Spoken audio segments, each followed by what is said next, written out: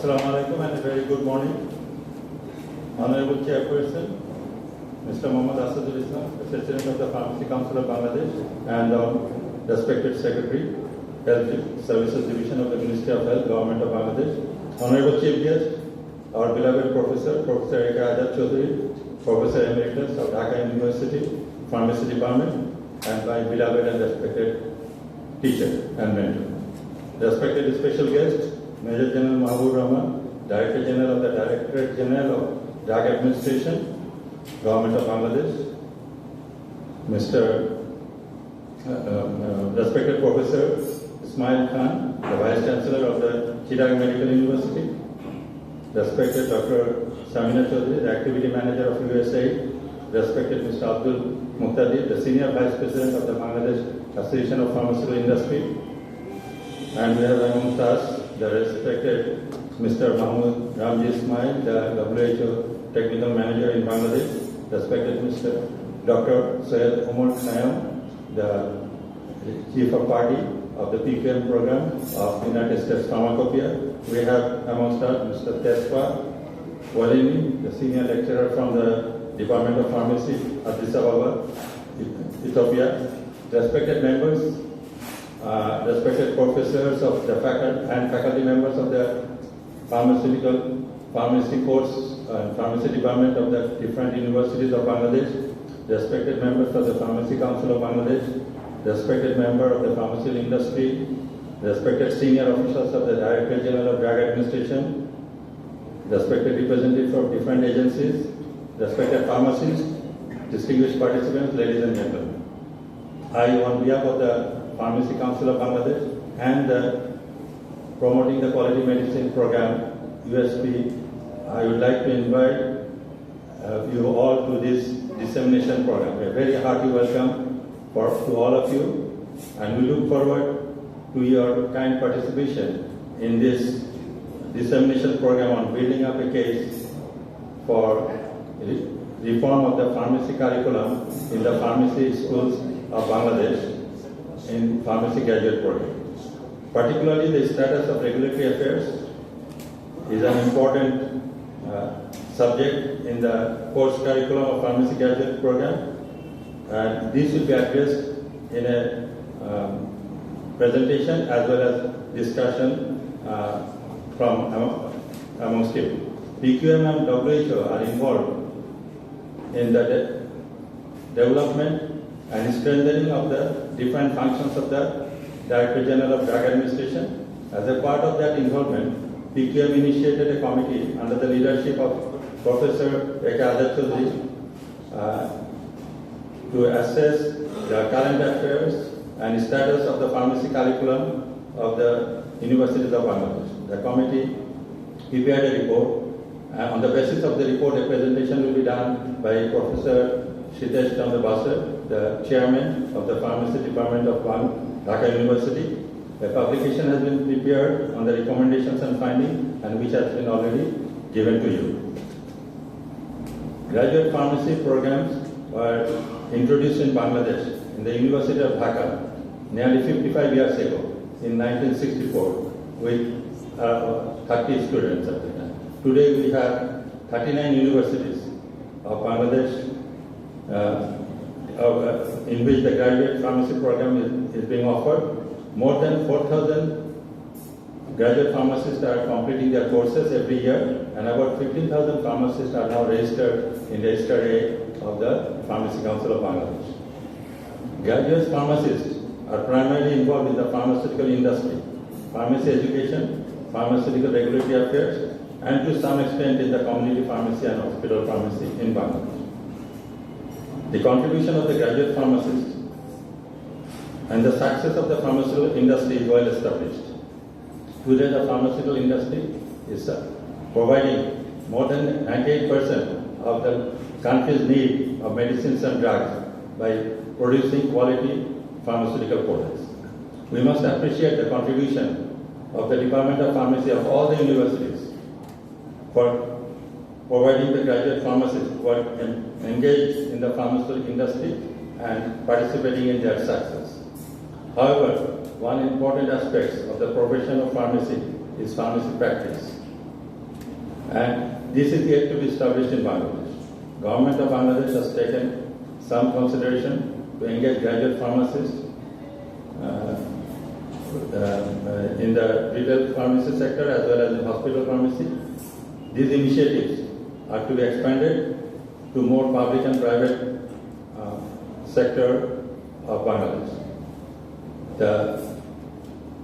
This will be, actually the need will be for qualified pharmacists on this important aspect of pharmacy practice, and that is involving the graduate pharmacist in patient care management along with the physician and nurses. This will be one of the aspects. While we continue to have our courses and programs designed to support the industry, the need of the industry will be very important in the coming days also, as the challenges we will be facing in international marketing, and also the industry will also be growing. So the need of pharmacists in the industrial sector will immensely grow. At the same time, the need for pharmacists in the patient care management will also be established, as is happening in the rest of the world. And we are actually intend to have a policy dialogue on this pharmacy practice in the coming days, and we are requesting WHO and other agencies as well as the universities of Bangladesh related to pharmacy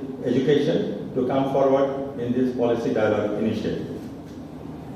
Distinguished guests, ladies and gentlemen, I once again heartily welcome you all to this dissemination program. I will not take much more time because we have an important presentation. Before the presentation, I think we will have Dr. Umar Khan, who will give us an introduction to the objective of today's meeting. Following that, there will be the presentation, and I will now thank you once again for your kind and patient hearing, and we wish this particular program a great success. Thank you.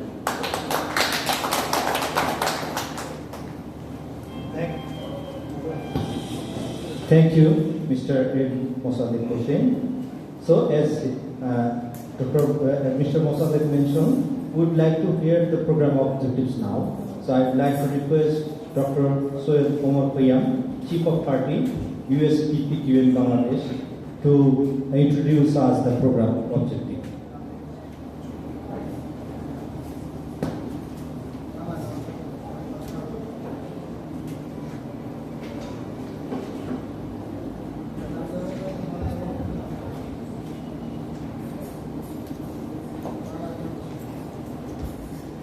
Assalamu alaikum.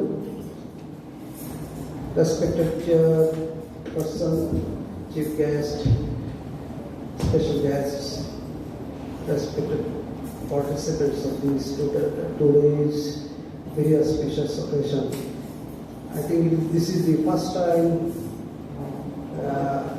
we have chance to work with Bangladesh Pharmacy Council and invited the related and very important personalities in the pharmacy education. This is the forum we want to discuss very important issues. So I'm going to just discuss about how we want to organize today's workshop or meeting, whatever you say. Before that, as because Bangladesh Pharmacy Council of Bangladesh and promoting the quality of medicine program is supported by the USAID and implemented by United States Pharmacopoeia. I want to present some brief what we are doing here, and after that, I shall go directly to the objectives of this today's session.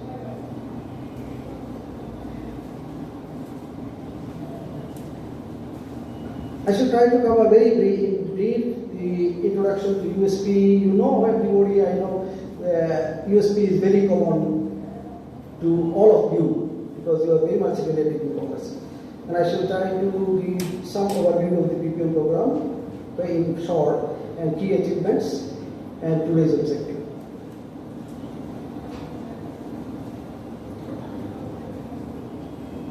We know USP founded in 1820, 200 years back, and 11 physicians started USP in view in mind that people of the world, they are using medicine. The medicine must have some kind of standardization. So this standardization is doing by USP. And it is recognized in the US Law Act that USP will design the standards and FDA will see the implementation. So, if I am clear in this, USP will design the standard, they are the recognized organization for making medicine standards, and FDA will see the implementation as a regulatory authority. I am not going to detail. You know USP for its core compendial programs, because you know the United States Pharmacopoeia, and they have national formulary, the Food Chemicals Codex, the reference standards, Pharmacopoeia Forum, and other publications. Most of the participants here, I think they know this is the core function of the USP. But USP also provides programmatic support for USAID funding all over the world. In brief, USP established in 1820, USP is a non-profit, non-governmental agency with the responsibility of establishing pharmaceutical standard of practice in the United States. This is in the United States. Over the years, it has expanded to include food supplement, biologics, and other health products. It now expanded its function. So, Global Public Health Division of USP. USP has a Global Public Health Division, and through this division, promoting quality of medicine provides technical assistance to developing countries for medicine regulation and quality control. This is now what I am representing here as USP. And we are not seeing that part, business part, we are seeing the programmatic part in Bangladesh. Promoting the quality of medicine is a program, is supported, funded by United States USAID and implemented by United States Pharmacopoeia. And it is, since its inception, promoting quality of medicine has worked with more than 40 countries to achieve objectives in 3 areas. Mainly the program supports in 3 areas. One is the medical product quality assurance system strengthened. Second one is the supply of quality assured priority medicine increased. For example, in Bangladesh, we have a lot of programs. And in those programs, for public, we are using medicines. So, PPM is supporting providing technical support so that country can get quality medicine in that public health programs. And utilization of medical product quality information for decision making. This is a great support to BGDA for taking decision based on information. Why USP is doing that? Why PPM is doing that? To prevent less quality medicine. That is, availability of quality medicine should be ensured in countries. What is the impact? If quality assured medicine are not used by the people, the morbidity and mortality will be increased, antimicrobial resistance will develop, loss of trust in the healthcare system. People will not trust the system, what we are providing service, because the medicine is not working. And this will make a disaster in people's mind that everybody will question medicine. So we need to work like this so that no question comes to the quality of medicine. Quality of medicine should be ensured. And underlying effect of the regulators. Also people may question what regulators are doing. So these questions should not come in the community. They should understand, yes, regulators are there to work. And this jeopardizes the investment in the global health. A lot of money are investing in the health sectors. If medicine does not work, the investment will be also jeopardized. And financial lending value of the industry will also be jeopardized. So these are a lot of big questions if quality is not ensured in the medicine. We are fortunate that in Bangladesh, at least, we are in a position. People trust our medicine, trust our industries, trust our regulators. But we need to improve. There are a lot of opportunities for improvement. I am not going into detail of what we have done or achieved in Bangladesh, but I am just telling very simply, the National Control Laboratory, NCL, has accredited by the Bangladesh Accreditation Board and the American National Accreditation Board. So this is a great achievement, and technical support is provided by the BPO program. Local manufacturers we are supporting, we are trying to support so that the quality product can be produced and WTPP of the product can be done. SCI Pharmaceutical has been supported for the chlorhexidine, and they are now exporting, and also in the domestic market they are supporting. This is very important. When using chlorhexidine, you know, the infant mortality rate can be decreased by using the proper chlorhexidine. So SCI has been supported. We are looking forward to support also some other industries for the first line TB drugs, because government is now funding all first line TB drugs. After 2017, Global Health withdrew the support for the first line TB drugs. Government of Bangladesh is providing all money for the first line TB drugs. So our intention is the Bangladesh industries should produce the first line TB drugs at the demand of the country. So we are trying to involve and also encourage industries so that they produce first line TB drugs. We are, so in this respect, we are also working with SCI and Technodrugs, and we are expecting also in September we come forward for preventing first line TB drugs. Okay. Yeah, I will just finish. And what we achieved by this time? We started post-market surveillance by providing mini labs in 6 sites in Bangladesh. DGDA is very keen to develop or scale up this function so that the tests of medicine can be done in the field and also in the central level. We are collaborating with the WHO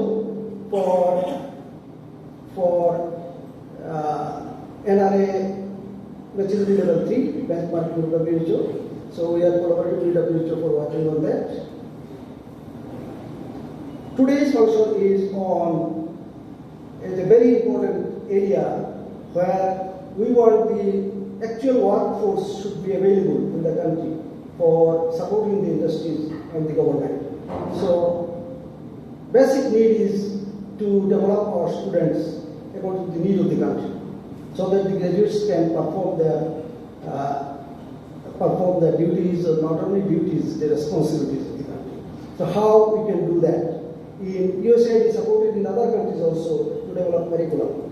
So for that we invited one guest from Ethiopia, Addis Ababa University, to share some experiences how they are proceeding with that. And also there are other countries, a lot of examples are there.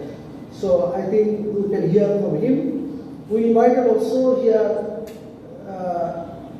Ismail Ramji, Mohammed Ismail Ramji from WHO, just to share with you the competency framework of WHO for NRA. Because we need harmonization, we need a standard of our country, so that we can just say all over the world that Bangladesh is running its pharmaceutical sector a standard which is acceptable in all countries. We should be at par. So this function, today's function is very important to discuss the issue, how we can go forward. We have respectable guests here, we have very learned, experienced people here. I think this will be a very important discussion in this today's function. I am not going to details. We have another work. We just completed National Quality Assurance Guideline, and that guideline will help to understand and think how we will go forward. It is not final something, but it will help us to understand and to think how we can develop our quality assurance system in regulating medicine or quality medicines in the country. I'm not going to detail. This is the methodology, how the today's report, what has been supplied to you, has been developed. And Professor Ekada Choudhury, all my respect to him, he led the total journey of this preparation of the report. This report is not everything. This report is the initiator, eye-opening report, so that we can go forward with pharmaceutical sector. We want today's discussion will help us how we can move forward for the pharmaceutical sector, basically, primarily in education. So my request is that in our discussion we shall concentrate on education and pharmacy education, not others, because time is very limited and we shall be very much pointing to the issue what we need to discuss in this session. We have other sessions where we can discuss other things. So I should request all guests here, please to see the final recommendation and concentrate your discussion on final recommendations, and some small issues we are coming forward to highlight. The objective of today's discussion is senior level consultation on final recommendations. That is, please see the final recommendations, and if you have any comment or suggestions on final recommendations, this will be very much appreciated, and we shall go forward with your recommendation. This is the opportunity. We invited people from all over the country to consult the issue. And second one is way forward pharmacy education, this country or regional level. You can think both in country and in the region how we can go forward. Because Bangladesh is now leading many things. So I think pharmacy education we can lead from Bangladesh. And how we can lead forward, this will be the discussion point. For example, I have just cited 3 or 4 examples. Regional network of pharmacy education, whether it is needed, whether it can be done, whether we can lead this, whether Pharmacy Council or Dhaka University or University Grants Commission can lead this kind of things, so that we can accumulate the educated people throughout the region and develop our things for the harmonization. And starting M-Pharm program, the regulatory affairs. In some other countries they have started M-Pharm program. This is very much needed. And I thank Mr. Muqtadir in Sabta. He proposed in the Dhaka University meeting several times, we need this, otherwise we cannot go forward, because we have expanded our business all over the country. So regulatory affairs is growing importance, and people should know. If in the inception, the graduates and the masters employees do not have any idea, they need much time to be acquainted. So I think this should be can be discussed. This is examples. This is not mandatory. We want to discuss this. This is just example. You can also raise if there is very important issues. Single national exam of new admissions. This is a quality check. Now we are doing separate admission criteria in different pharmaceutical colleges. So whether it is possible, like medical colleges, single exam, national exam, so that you can pick up students, quality students from that list. This will be a very important milestone for the pharmacy education, standardization and quality improvement. I think you can also discuss, you can accept it or not accept it, but you can discuss how we can go forward. And another one is strengthening hospital or clinical pharmacy program. This is also very important in this country. The pharmacist should be side by side with doctor. They should work with the patient. Otherwise, the effect of medicine, the quality of medicine, the impact of treatment cannot be ensured. So thank you very much for giving me time. I think after this presentation, we can design how we can reflect in the opinion. We can just plan how to give our opinion on this program. Thank you very much. Thank you, Dr. Soyed Omar Payam, for the elaborative discussion on program objective and some other related issues. Now we want to have a look on the key presentation, and we have among us Professor Dr. Hitesh Chandra Bachar, Chairman, Department of Pharmacy, University of Dhaka. I would like to request him to present the keynote presentation, and which is the pioneer presentation of today's program.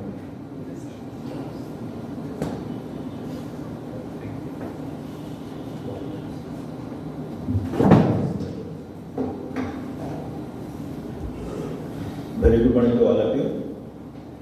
The respected chairperson, Mr. Mohammad Asadul Islam Sir, Secretary, Health Services Division, Minister of Health and Family Welfare, and also the President, Pharmacy Council of Bangladesh. We are here, our legendary professor, mentor of all of us mostly, Professor Azad Choudhury, Professor Emeritus, Department of Clinical Pharmacology, and former State Minister and Chairman, University Grants Commission, Bangladesh, and former Vice Chancellor of the Dhaka University.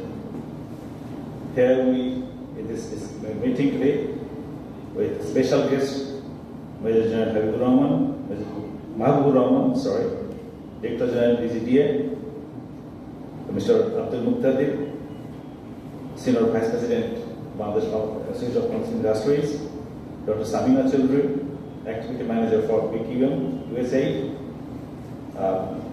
Professor Muhammad Ismail Hussain Khan, Vice Chancellor, City Medical University, and the organizer is Dr. Soyed Omar Payam, Chief of Party, PQM Program, USP, and invited by M. Mosaddek Hossain, Vice President, Pharmacy Council of Bangladesh, and respective dignitaries from the different public and private universities, other stakeholders. Very good morning to all of you.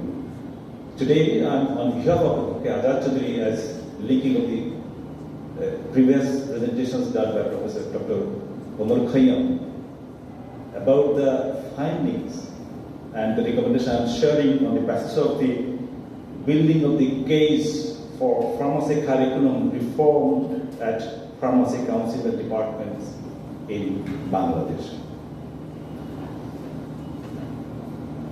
Here, depending on the discussions meeting previously done by Professor Azad Choudhury and respective university professors, pharmacy industries, Pharmacy Council, DGDA, and others, we discussed in a meeting lots of discussions we did, and the findings I'm sharing here in front of all of you.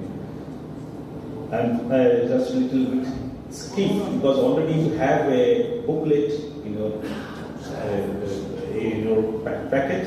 You can go through all these things with the departments of the pharmacy in public and private university to help them to adopt a syllabus that encompasses the regulatory affairs function of DGD, mostly as told by Dr. Omar Khayyam, the last speaker, especially emphasizing on the regulatory affairs needs in Bangladesh for better healthcare throughout the world as well as in Bangladesh, to support the adoption of relevant legislation and regulations concerning DGDA that address the self-assessment tool gap, work with the national health programs in Bangladesh, and coordinate the quality assurance policy that will be adopted by all the priority health programs.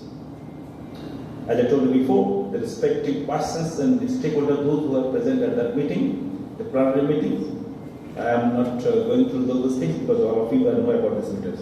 But for time maintenance, I am skipping all these things.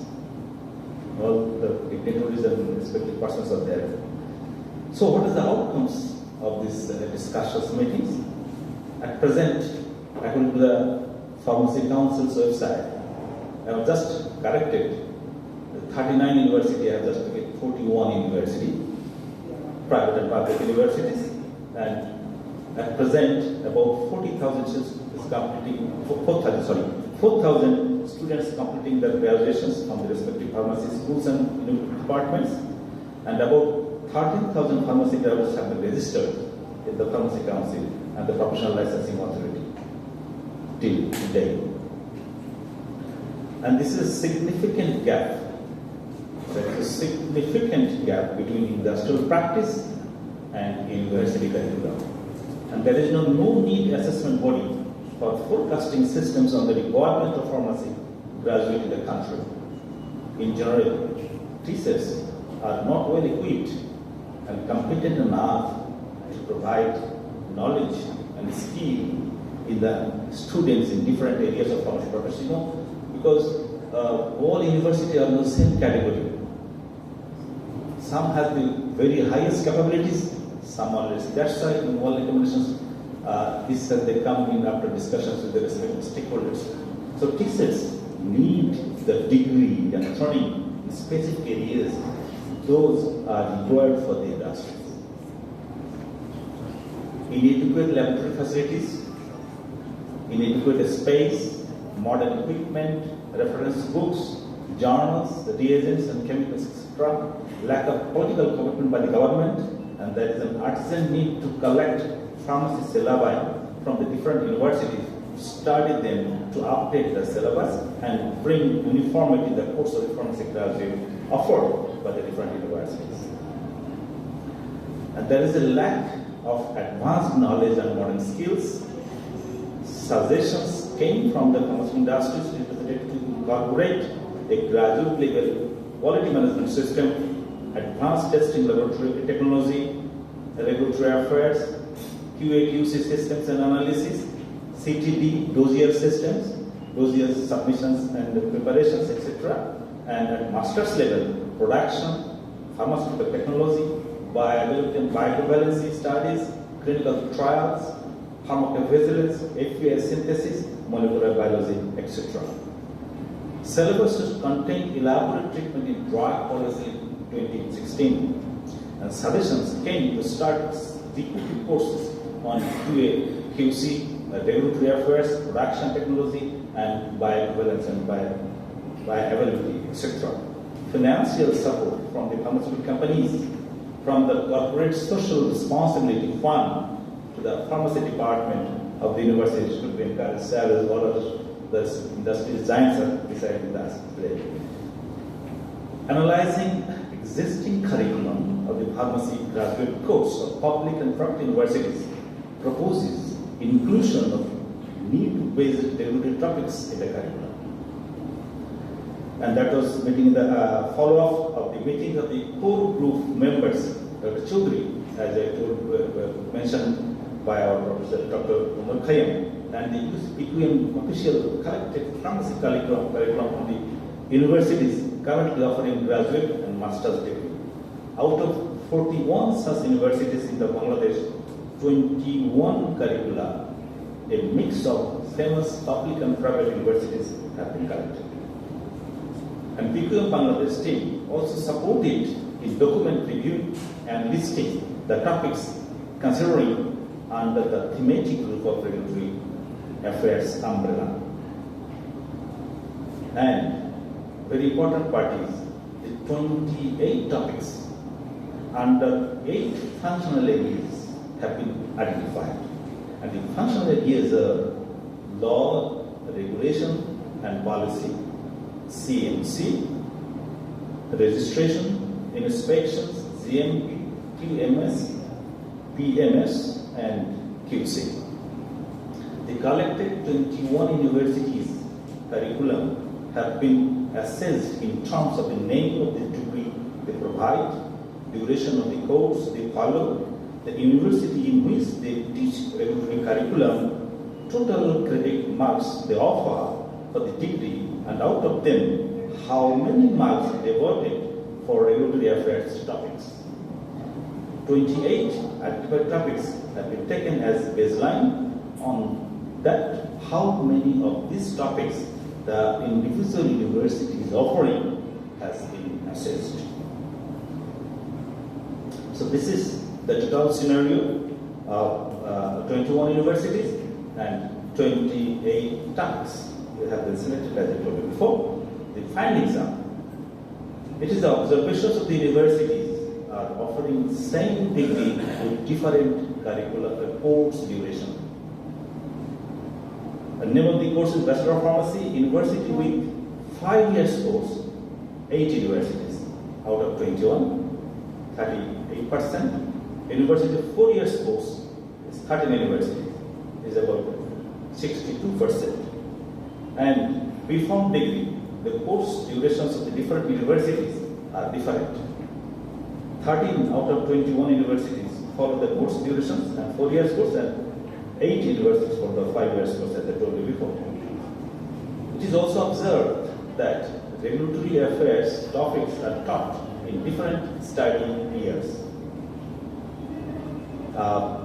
Some are conducting in 3rd year, some are conducting in 4th year, some are conducting in 5th year. Regarding the credit marks offered by the respective university or departments, kept different emphasis on the regulatory affairs topics. One university kept 1.4 credit hours out of 168 credit. One university kept marks 4 credit hours out of 180. 7 universities kept 2 credits. 21 university kept 3 credits. Marks of 20 different range of 140 to 2005. On the average of 1.5 credit marks have been allocated to the regulatory affairs topics. And total pharmacy course credit marks of all 21 universities from data has been collected are 3688. Total credits by the 20 universities, including the total course, is 3688.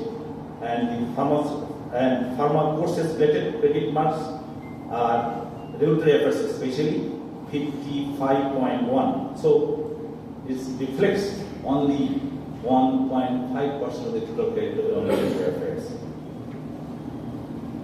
From the study, it is observed that there are scopes and also necessity for reviewing the university pharmacy courses of Bangladesh, particularly the thematic areas in relation to regulatory affairs. There is an increasing demand from the pharmacy industries of both domestic and international market to increase the skill of pharmacy professionals in this area. Some pharmacy schools are offering special courses on the to meet the demand, and the pharmacy students in future will find that there is a rising demand for graduates having sufficient knowledge in pharmaceutical affairs as the market, both domestic and international. The pharmacy professional bodies, university departments, pharmaceutical industries, owners, pharmacy councils and university grants commissions have the specific goals and interest in reviewing and adopting the curriculum according to the demand of the changing situation. For Bangladesh, it deserves higher attention because pharma sector is expanding rapidly and taking greater responsibility of supplying quality medicines and medical products to an ever-increasing population, which is around 170 million in Bangladesh. To agree with the common proposition, there is a need to decide on the course content of the graduates in details in present-day context. The rationalization of course content and course duration, credit marks to be assigned looking forward to the complete competitive marketing education and skill, higher professional scopes as well as employment opportunity in future workplaces.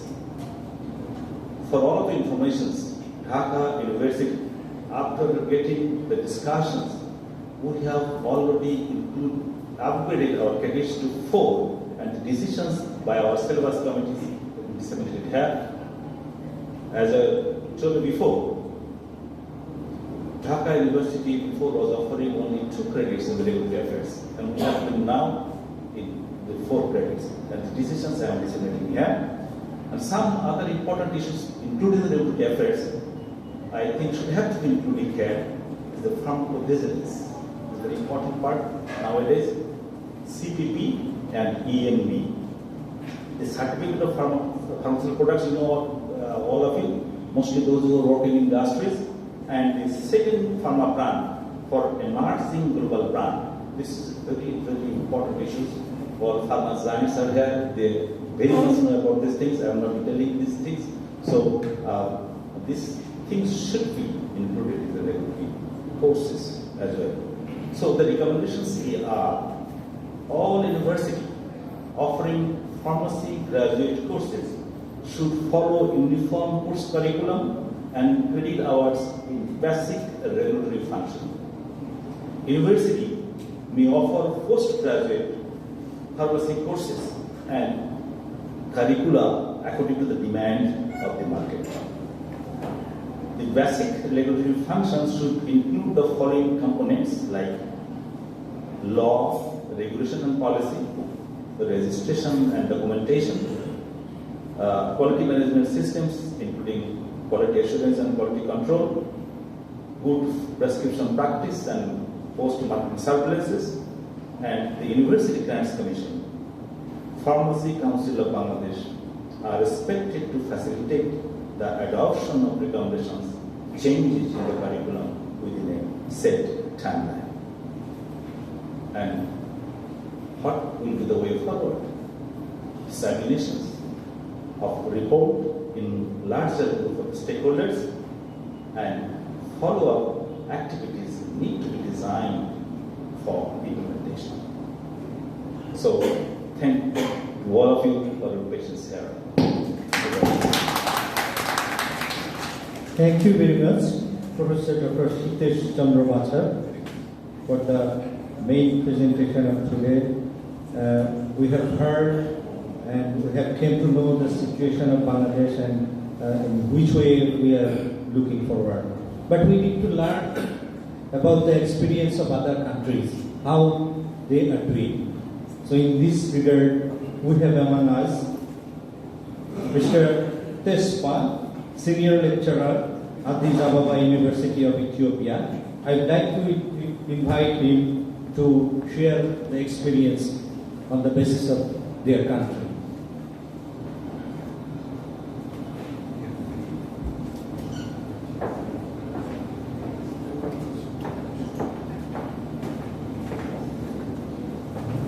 So, here is Mr. Tesfa, Senior Lecturer at Addis Ababa University, Ethiopia. Okay, thank you very much, respected chairperson, special guests, ladies and gentlemen. It's an honor for me just to present our experiences and to learn from your practices.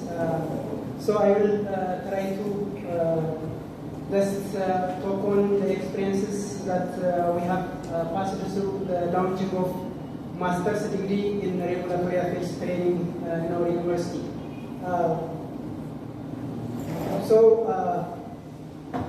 Just I will have a brief background and I will just a little bit about my country.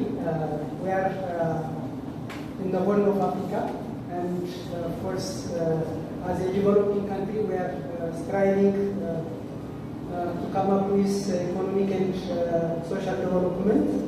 So the country is landlocked, but we have many attractions and visiting sites. So we have the source of the Blue Nile, and of course we have a year-round active volcano in the eastern region, and we are also known for our best coffee, the Ethiopian coffee. And the population is over 102 million, the second largest next to Nigeria in Africa, with higher growth and fertility rate. As you can see from the population pyramid, actually the young population has a significant proportion as an opportunity and as a challenge for developing countries, of course. So the country has recorded encouraging economic growth for over the last 10 years, and we are also undergoing some political transition. And we are also trying to attract foreign direct investment, particularly in the pharmaceutical and textile industry. So my university, Addis Ababa University, is first and largest university in the country. It has over 40 campuses, as you see, 6 research institutes, 2 teaching hospitals. The tertiary level, largest tertiary level referral hospital is owned by the university. So we have over 30,000 undergraduate students and nearly 20,000 postgraduate students, with many undergraduate as well as postgraduate training programs as a country. So the university is responsible to lead the research and training programs of the country. So the school, just from the School of Pharmacy, as you said, just was established 4 years after the establishment of the university. We have currently 3 departments and 7 program units. One is the Regulatory Affairs Training Program, and we have over 100 academic staff. So in the country, there are about 20 public universities and 15 private colleges training pharmacy in the undergraduate as well as postgraduate level. So just to brief on you about our regulatory and pharmaceutical industry context. Of course, our pharmaceutical industry local manufacturing is weak, not like yours, Bangladesh. I have a chance to review the government commitment of Bangladesh to strengthen the pharmaceutical industry, and the Ethiopian government has already benchmarked the Bangladesh. The African pharmaceutical market in general is expected to reach to 45 billion USD by 2020, and there is a very significant disparity among African countries also, as you see.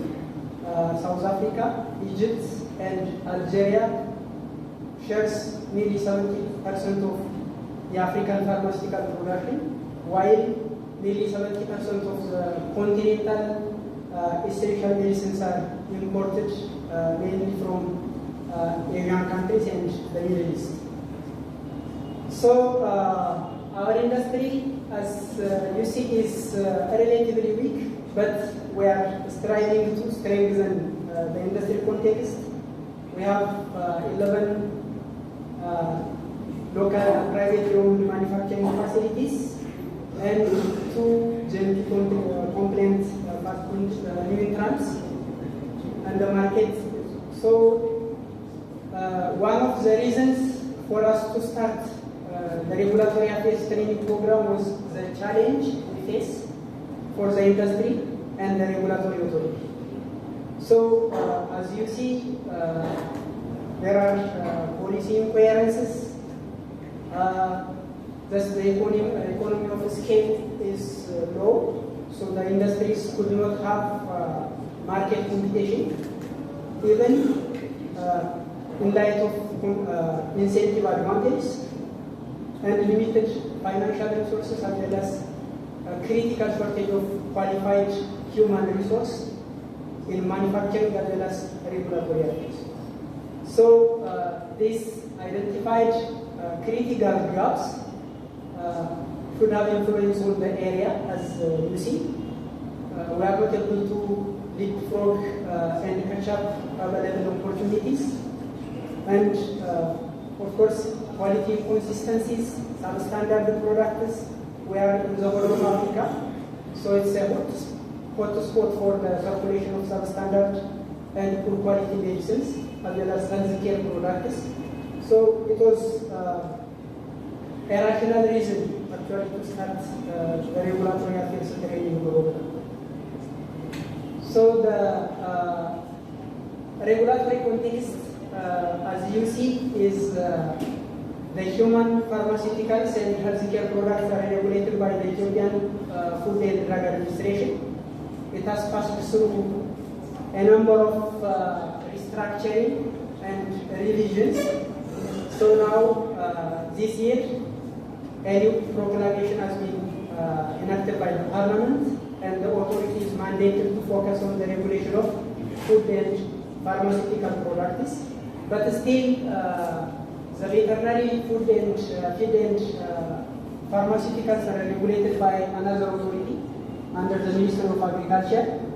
And we do have also a role by the Ethiopian Radiation Protection Agency regarding standards and regulation of radiopharmaceuticals, imaging and diagnostic devices.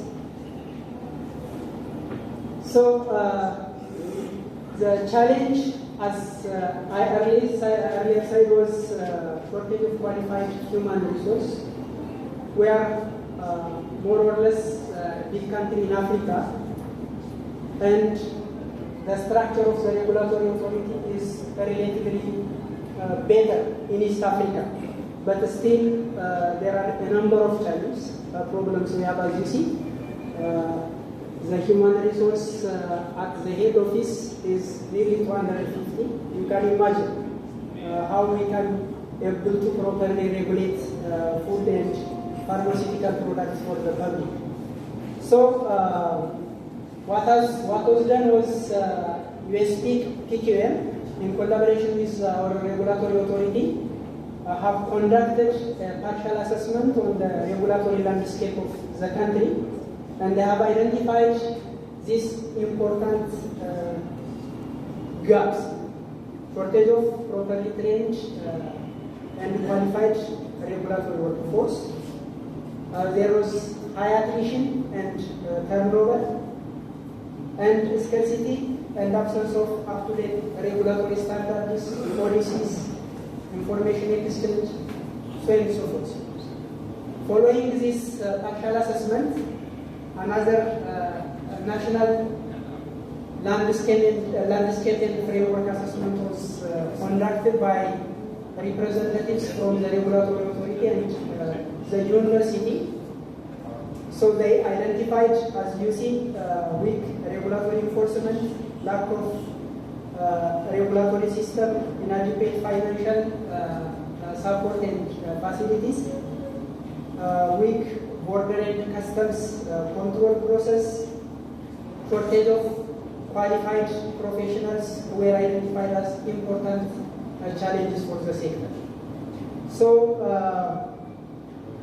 again, just following this series of assessments, the government has established a national strategy for local pharmaceutical manufacturing, and as you can see in the last section, launching graduate program training in industrial pharmacy and regulatory affairs was identified as an important strategy for the sector. So, in light of these processes, there is also initiative by African countries to establish a continental pharmaceutical regulatory system, to establish the African Medicine Agency. So the regional economic blocs have been tasked to start pilot projects to harmonize their regulatory system. So we have just identified this as an opportunity to start regulatory affairs training program, and this was the process we have followed actually before launching the regulatory affairs training program. So a concept note was developed by representatives from the university, regulatory authority, and USPPKL with support from different partners. We have conducted a need assessment and competency mapping, and also a consultative workshop has been taken. And finally, a technical work group was established to come up with a draft curriculum. And we have developed that curriculum. It has to pass through different evaluation by the university levels at the department, college, and finally it was approved by the University Senate before launching. But of course, we have also conducted a validation workshop by inviting experts from the industry and other relevant national and regional institutions. So The objectives of the program were to promote quality regulatory affairs training, which can be supported by research activities actually, which is very important for identifying major gaps and challenges, and also to provide a platform for regional harmonization as well as collaboration. And these are actually the curriculum we have developed. It is a 2 years program. The first year is dedicated for coursework, and the second year is for research and some practical attachment with seminar. So we have foundation modules, basic professional, regulatory professional modules, as well as specialty modules. And we have two tracks, the medicine regulation track and the food regulation track. So just one MSc program with 2 tracks. And we are conducting the training with, in collaboration with the Center for Food Science and Nutrition of the university. So as you see,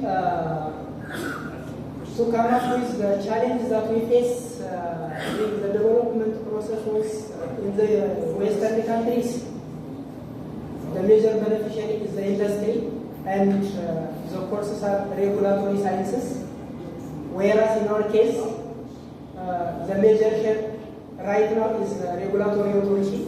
So we have to come up with a balance actually to the science and administration aspect. So you may see a number of these administrative courses from the list as you see. Probably it may be revised later on. So then for proper implementation, what we have done, we had a study tour in South Korea and the US. This was supported by USAID, SIAPS, and UNFPA, of course. So representatives from the regulatory authority, including the Director General and the staff from the university, went for 2 weeks experience sharing training. We were able to visit 14 institutions, including the USFDA, and we have also consulted over 60 experts in the area. So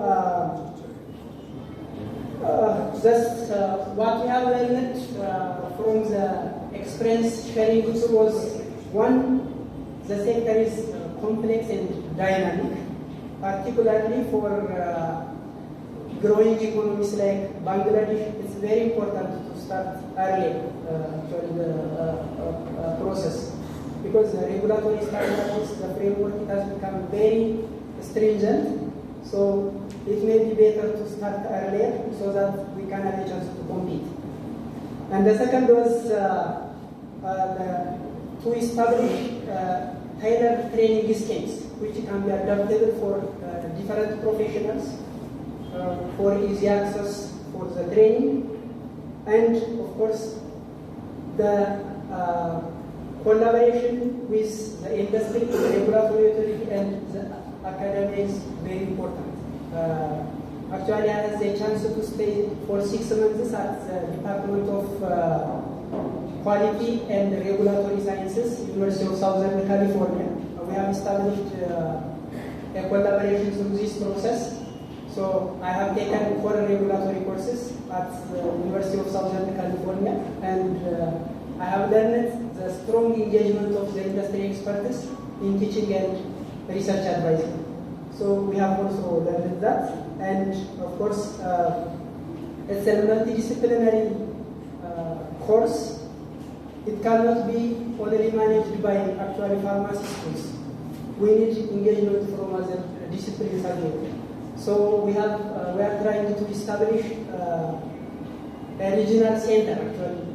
You can see beneficiaries from these regulatory affairs training programs. They are not only regulatory authorities, the pharmaceutical industry, standard agencies, food, manufacturing industries, facilities, catering services centers, and cosmetics industries and others are major beneficiaries actually, because regulatory standards, they are becoming very important in light of public health as well as protection of the general public. So the challenges we faced during the implementation process is one, shortage of experts, as I said. We don't have experts to train regulatory affairs. So we have been inviting professors from the US, from FDA, from the University of Howard University, University of Southern California, and other private institutes. So it has been funded by USAID, USAID and DQN. So until we build our capacity, that has been an important challenge. And as I explained, our industry is weak, so we are not able to tap expertise from the industry right now. Maybe Bangladesh can be at a better position now because of the strong industry we have. So we can jointly run a perfect program. That's my opinion. And of course, there are supports from different partners, but it may not be that much sustainable. So we are trying to build our local capacity in this regard. As we said, we are in the region where it is considered as a hotspot for the circulation of poor quality products in East Africa. So we are trying to tap opportunities to establish a regional center for training and research. We support from different partners. We have developed a 10-year roadmap, and it has already been communicated to partner organizations. We hope a support, and it will be a strong hub for the training.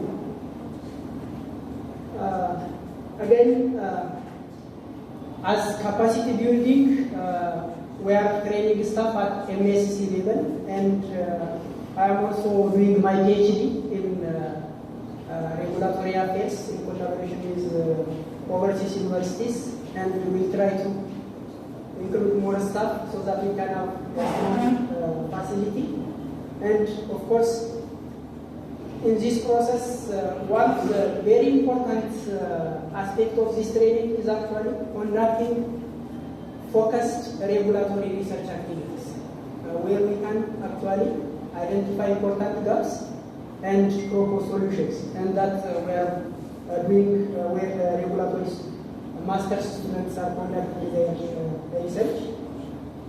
And of course, as an opportunity, we can also use this South-South cooperation platform. As you all know, it was initiated to facilitate interaction and socio-economic development among developing countries. A number of initiatives have been done, and there are different platforms across Asia and Africa. So, as sister countries, we can tap these opportunities and propose joint research programs, training programs, staff and student exchanges. So I think it will have a number of advantages. The challenge, you see, there is a natural inclination to do research and training in collaboration with already developed countries. But somehow it's a give and take. What we have observed over the years is actually they are not that much eager to support the long-term development activities. So now we are learning that we have to focus internally, and we have to forge collaborations with other developing countries for sustainable development, and we are doing that, I think. I thank you for your attention, and I welcome your questions. Thank you very much. Thank you very much, Mr. Trespa, for sharing the experience of Ethiopia on pharmacy issues.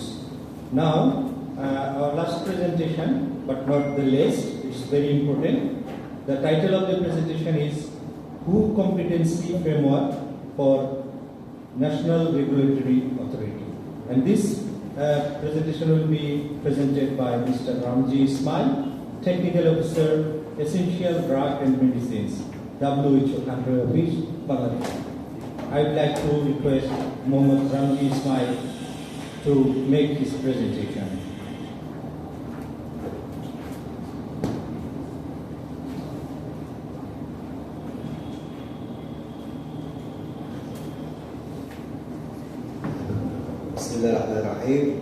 Thank you very much, Honorable Chairperson, Honorable Senior colleagues on the diyas, distinguished faculty from universities all over the country, and distinguished all of those present.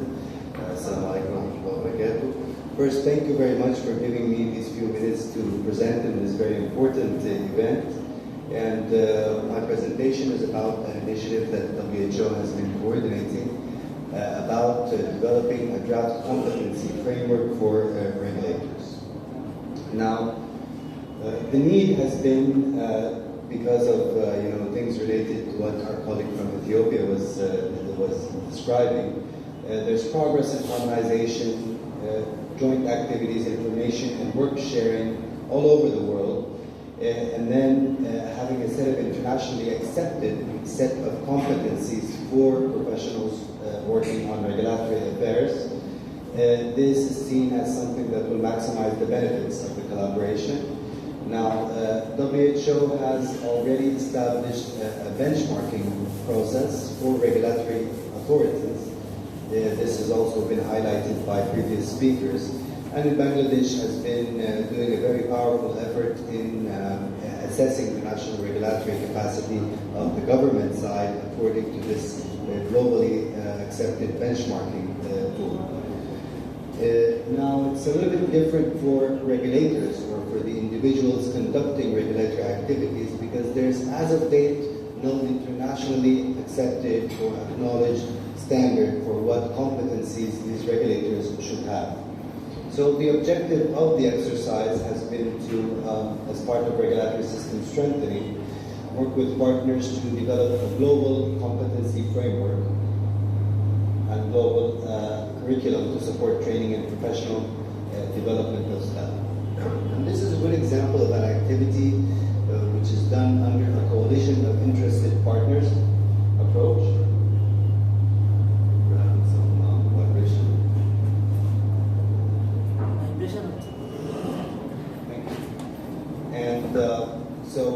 This work is coordinated by WHO, but actually all of the main players or partners that are interested in regulatory affairs have been contributing to the process.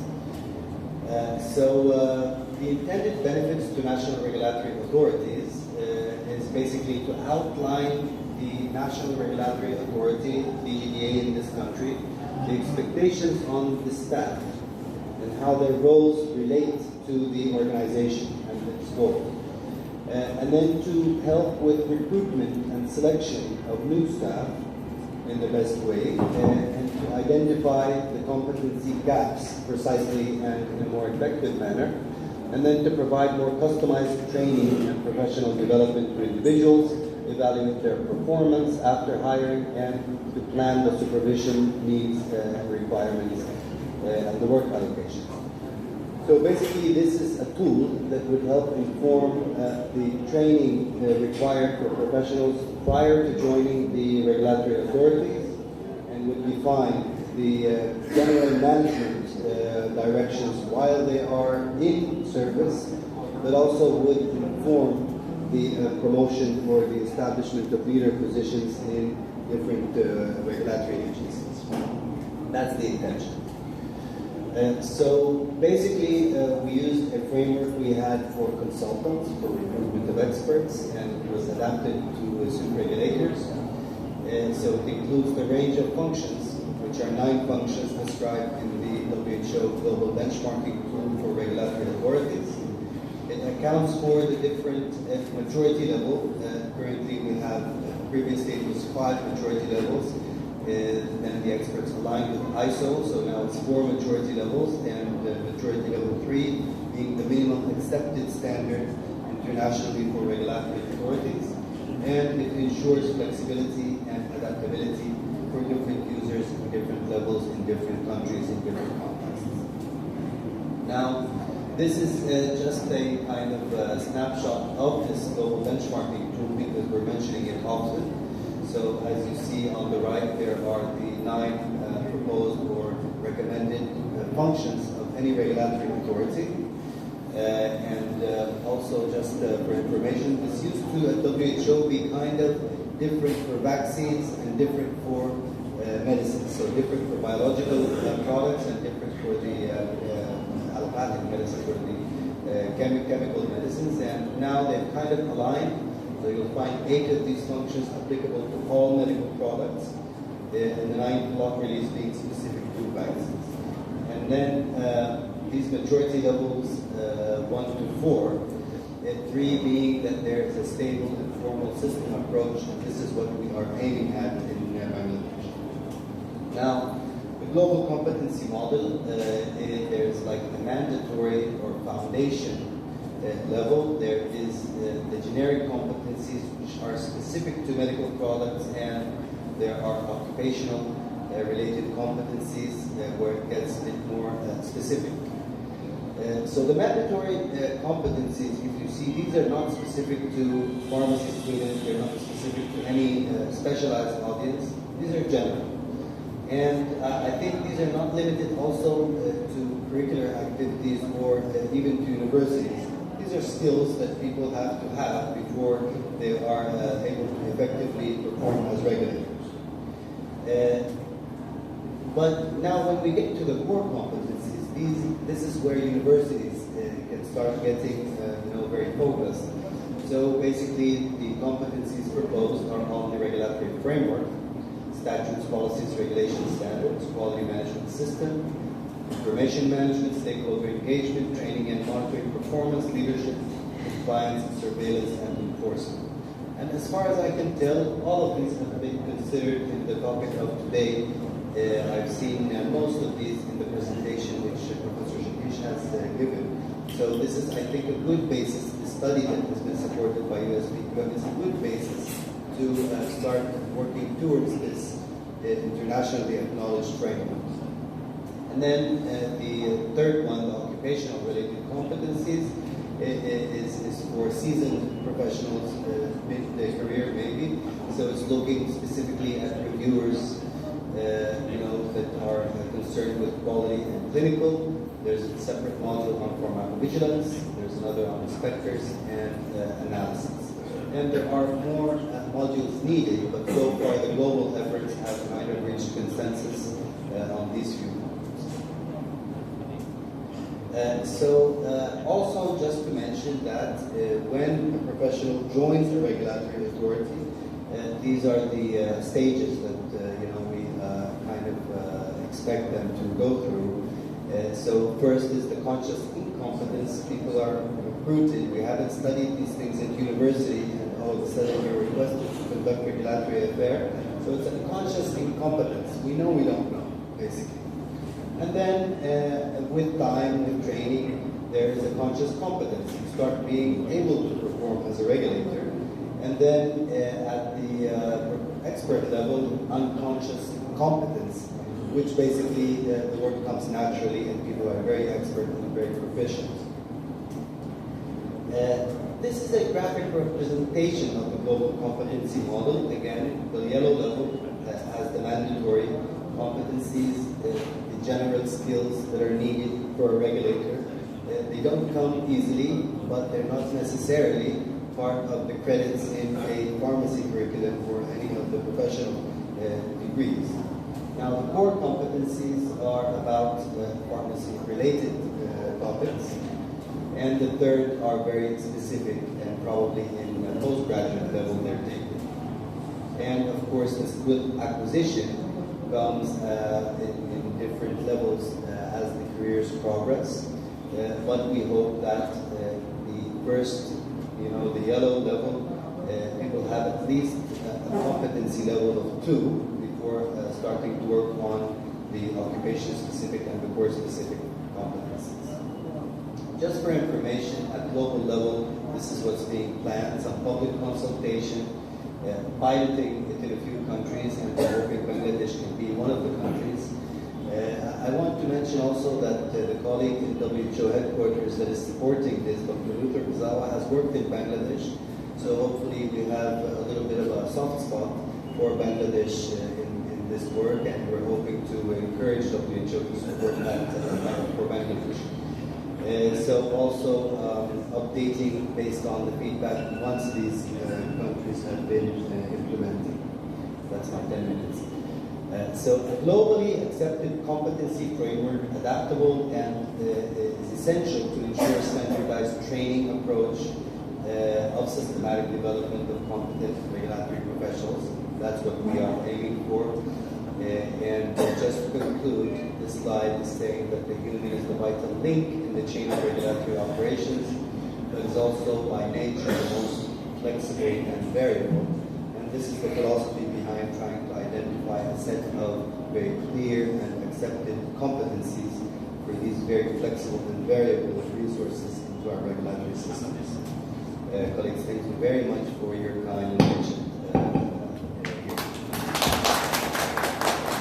Thank you, Mohammed Ramji Ismail, for this very brief but important presentation.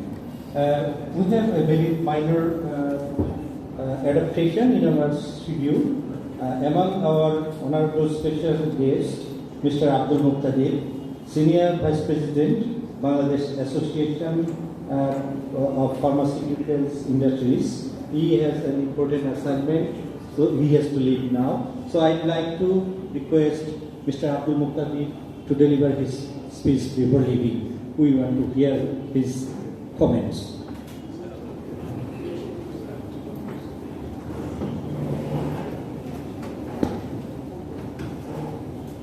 Honorable Chair of the session, and the Chief Guest, my very beloved teacher,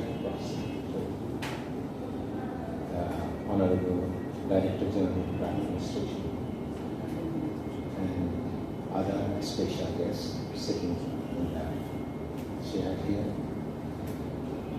Many distinguished guests from universities, ladies and gentlemen, so I'm very grateful to BQM and also Pharmacy Council of Bangladesh for kindly giving me this opportunity to speak in front of this wonderful gathering. I was not supposed to come or say something here, but Mr. Mikhail last evening requested me that since Mr. Shafi Zaman is not here, please come and speak something, what you want from the industry. So I take this liberty of expressing what we need. But before explaining what is the need from the university, I would like to also give you some information that the very basic timing at this moment for Bangladesh is so important because there are so many different things that are just converging together. One issue is the TRIPS facilities that we are receiving. It is only Bangladesh among 48, 49 LDCs. Bangladesh is the only country which has a very developed drug industry. And the provisions that has been provided in the TRIPS until 2033 probably would not be able to utilize that. By that time we will become a middle income country. So we have only next 5 years until 2024 or 2027 to utilize that. So this is one area that we have to always consider before getting into any kind of regulatory pathway or any other. So this is one aspect. And then Bangladesh perspective in supplying high quality medicine to the global scenario, especially pure generic areas like North America, Western Europe, and some other developed countries which are taking pure generics. and then the safeguarding of the people's health in Bangladesh by providing high quality drugs which are currently patented but can be copied here in Bangladesh. So there are three different scenarios that we need to consider. One thing, the biggest possible priority for us is to safeguard the health of our country and making sure that the country's people are getting high quality products produced in Bangladesh at an affordable price, which no other country of the world except Bangladesh can copy at this point. So this is of paramount importance, very, very important factor. That currently until 2027, if we are lucky, and then there will be hundreds, there are about 50 to 70 drugs every year coming into the market. So let's say that India and China couldn't copy from 2005, which we can copy still now. And then if it goes until 2027, then there will be about 700 products, which India and China cannot copy, no other country can copy, only Bangladesh can. And this was not so important even 2 years back. Now it is important, very relevant, that Bangladesh has started copying biologics, vaccines, and also small molecular organic compounds because of our APR, which is just started, and within 1 year time, you will see as many as 200 small organic compounds we will be able to copy, which is not currently available in the market because nobody can synthesize it. So this is a very, very important junction where we are at this point. And there are 2 persons, and also I would say 3 persons, 4 persons, 5 persons sitting here are very, very important decision-making person, including our Honorable Secretary of Health, including our Honorable Director General of Drug Administration, and of course the university professors and headed by Professor Azad Chowdhury, and also a very, very important person who has always been associated with decision-making, our Honorable Vice Chancellor of Chittagong Medical University. So we have got such important people here who are in the decision-making process and can actually take Bangladesh forward by 50 years in the next 4 years. Now that we also have USAID and PQM, USP providing us full support and training, WHO full support and training, so that Bangladesh regulatory, NRA, National Regulatory Agency, can become really quite competent to provide, to certify the quality of the medicine. Here, I look at it in a completely different perspective. We take this training from WHO, we take this training from PQA, and improve our capability in terms of analyzing, both in terms of qualitative and quantitative, which is extremely important, qualitative and quantitative. If we are unable to certify qualitatively all these new drugs, then nobody is going to believe us. So this is very important. And we also have to qualitatively justify and make sure the drug product contains the right amount. So this is also very, very important. So learning from them is extremely important, where universities are going to play a very, very important role. So I would request our decision makers, please facilitate making these products available in Bangladesh so that we are able to register and make these 700 to 800 new products available during this 4 years time. It is extremely important. Somebody sitting in Drug Administration and also Ministry of Health should prepare the full list of all these 700 compounds that we can make available to our country.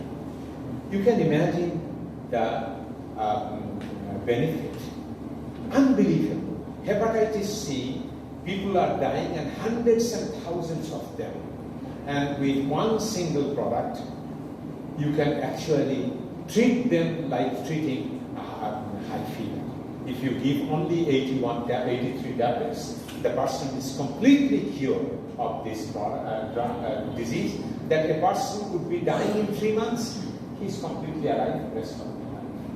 So think about, there are many different biologics, which is, let's say, in case of cancer, there are hundreds of different kinds of cancer products. Products for asthma, products for arthritis, products for many other chronic diseases. These are now all available and can give curative treatments.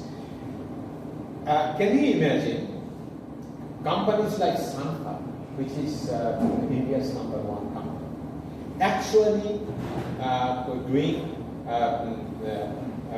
cooperative production from us, and they take product from us and sell in many different African countries. Sitagliptin and metformin combination, and also sitagliptin. Why a company from India is coming to Bangladesh to manufacture their products and sell it? Because it is not allowed in India. From China, people are approaching us. From India, Torrent Pharma has applied to us, and we are currently evaluating this. 4 different products to be manufactured in Bangladesh to be sold. So this has just started. We have to be very, very careful that whether we want to do it for them or we can also do it all by ourselves, so that we can, Bangladeshi companies and Bangladesh as a whole can become the beneficiaries. So now this is as one part, we have to keep this, and we have to facilitate it.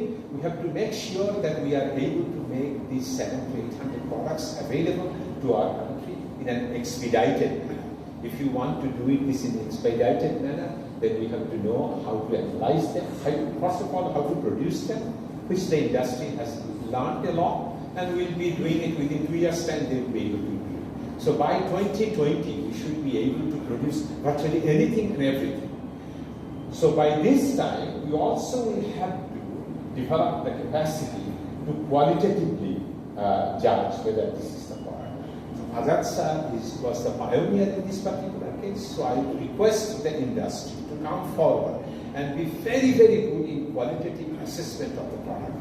And our this is what I have privately requested to our Honorable Secretary Health, who paid just in a split second, he identified it, and he said that we would like to sit with you so that we can make a department, or we can strengthen our drug testing laboratory in such a manner that they should be able to test qualitatively and quantitatively our drugs. So we should have a department by which our Honorable DA can actually put together an organization where we should be able to identify and measure qualitatively and quantitatively all biologics as well as all small molecule synthetic compounds, and this is possible with the WHO's and PQM's help, I think within 6 to 1 year. This is possible. So once we are able to do that, we'll be able to roll out all these products. So this is very paramount. Now, coming back to many different international pressures, that is going to come in many different ways. I give you one example. How these are happening. Please do not take any offense on this particular thing. This is a fact. This is how it happens. Bangladesh is a country of 160 million people, and Bangladesh can decisively produce these products and can take a very large portion of the international market. Bangladesh is only the country which is present at this moment globally can take advantage of this system. So there will be many different efforts by which this procedure would be, people will try to slow down this particular procedure. So our decision makers will have to be extremely alert in order to avert this kind of situation. This is very important. Without hurting anyone, we have to be very careful. How? Let's look into this way. If you look into all the, I'm sorry I'm taking some little more time because to explain these issues. If you look into many different sub-Saharan and African countries, you go there, you will see that many companies voluntarily say that we don't need these trips advantage. We relinquish this rather than we take grants from many different countries so that we get this. So from out of 49 countries, as many as 25 to 26 countries, if we do research work, then we find out, they have said that we are not going to go and sign treaties. We would rather sign other treaties so that we will abide by the patent and will not go and manufacture patented products in our country, although this has been given by the government here. So this is the kind of efforts that are going on, and Bangladesh did not sign it, and Bangladesh wants to continue to take the TRIPS facilities, and we are going to continue to make this particular product, and will become a major source for low-cost, high-quality generic products and specialty products for the global market. And WHO and many other this kind of global organizations actually want us to do that so that we can actually make these products available for the people at a lower cost. This is one side of it. Now coming back to how this can be strengthened, how Bangladesh industry, how Bangladesh pharmaceutical industry altogether can actually play a very big role, where the universities can play extremely important role. We have to reiterate that the pharma industry which is here today is only because of the pharmacy education in Dhaka University. Because of the pharmacy graduates, the industries are here. We have many different pharmacy graduates, the industry has flourished and progressed. Now we have to take it to the next level. And in order to take it to the next level, we have to qualify ourselves according to the standards that have been set by different regulatory bodies, especially ICH. Now, I looked into the presentation. It has overtone of regulatory affairs. That's fine. But in order to comply with regulatory requirements, there are certain competencies that we have to develop.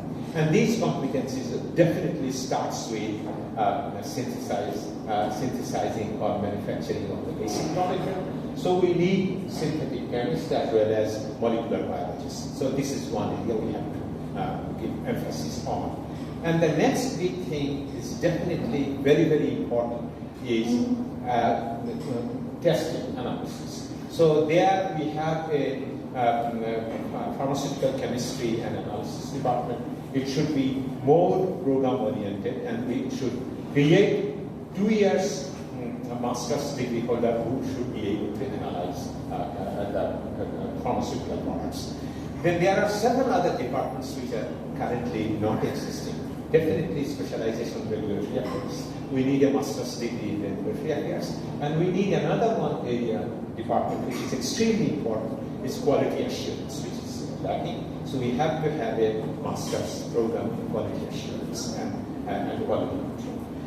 So if we have this specialization, let's say synthetic chemistry and manufacturing, and of course industrial pharmacy, already pharmaceutics and industrial pharmacy, number one. Number two, synthesis and medicinal chemistry, which we have. Number three, quality assurance and quality control we must have to have. And then, of course, we have to have regulatory affairs. And there is another one, we already have pharmacology and clinical pharmacy, where we are going to have all the developments in clinical testing. So if we have these 5 or 6 master's degree after graduation, that would be wonderful. Now there is a disparity. We looked into that. We could address only up to 21 departments of the universities. There are 39 universities. We should have across all 39 of them, so that we have a comprehensive data.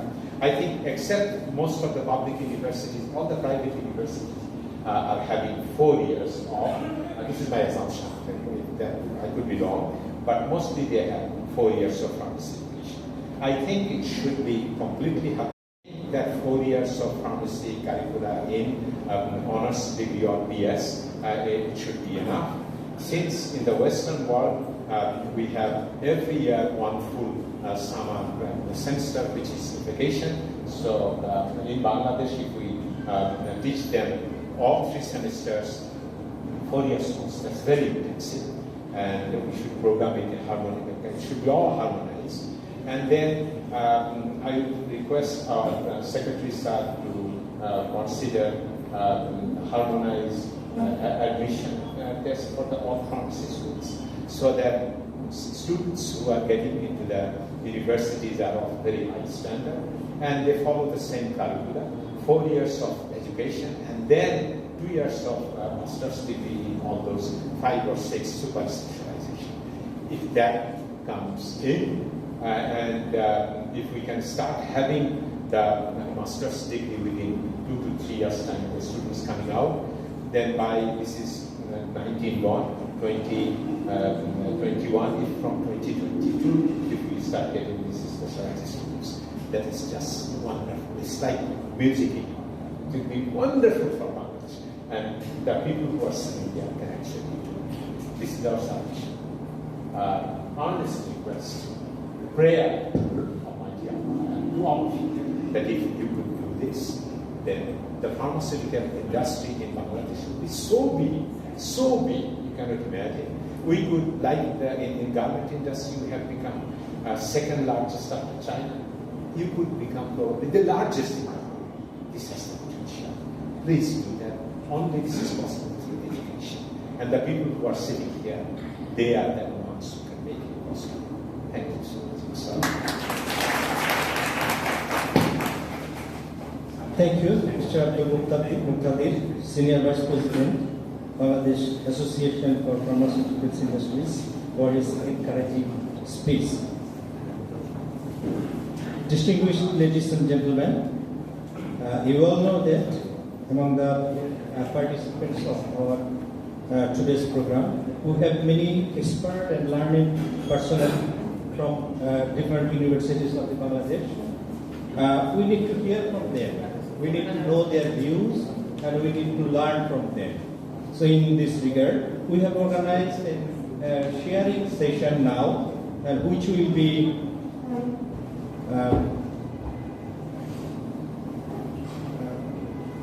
and this session will be moderated by Mr.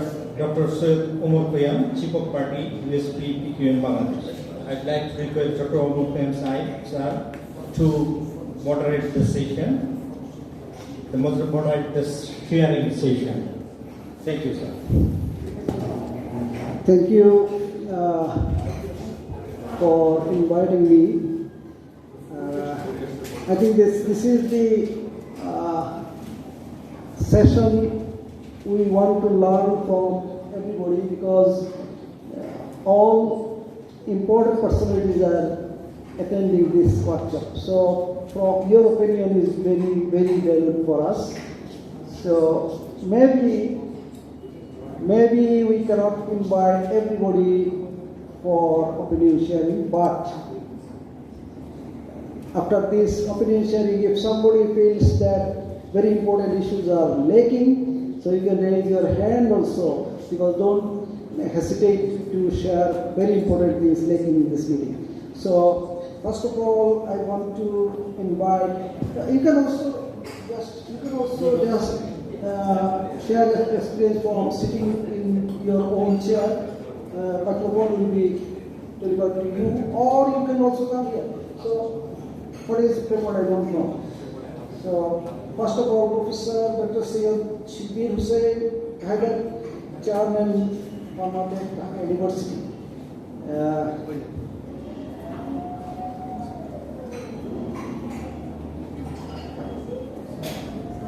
Some of you please come here, or you want to share from there?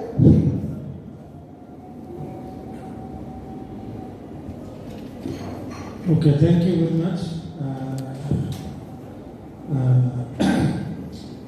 I was listening to the suggestions given for the development of pharmacy education, as well as subsequently the development of pharmaceutical industries in our country. And in most of the points, I would like to express my agreement, so no need to repeat those things. Some of the things which must be emphasized is that pharmacy is a specialized educational program. So the role of pharmacy council in recruiting the students for this program, that must be more strengthened, so that more competent students after completing their HSC programs, they are coming in this type of professional educational line. Like we also give a very rigorous admission test and other criteria for admission in the medical sector, and pharmacy is also should be the same. We should not indiscriminately allow any students coming from any level to study in this program. So quality should be screened from the very beginning. Pharmacy Council, with the collaboration of UGC and other universities and organizations, should collaborate in this matter. And at the same time, after completion of the program, there should also be a screening process. There should be also some sort of testing process, whether the student has become successfully competent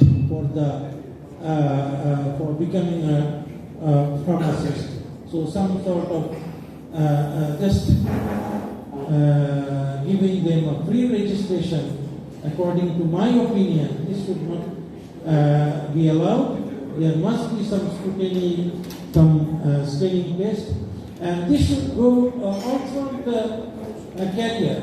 We all know that these are all continuing education programs, and the level does not stand to a particular one. Always we have to study, we have to increase our level. So not only giving just one-time registration, they should also be again checked and checked in their career whether we are capable of developing and updating with the present scenario. So these areas must be emphasized by the Pharmacy Council. There are other things, but I did not want to mention here in this case because I think we should allow more audience to express their opinions. So just by mentioning these things, the role of Pharmacy Council must be emphasized in recruitment of the students as well as in testing the students after passing the BPharm program. I would like to stop here. Thank you very much. Thank you, sir. Thank you, sir, for your valuable comment. I think we don't need to explain more, but we need to be specific so that a lot of audience can understand. I would like to request Subhash Singh Rai, pharmacist and editor, Bangla Vichitra, to share his remarks. Subhash Singh Rai. Yeah, he is here. For remarks. Everybody wants Subhash Singh Rai will pass some remarks at least in this occasion. This is an excellent program.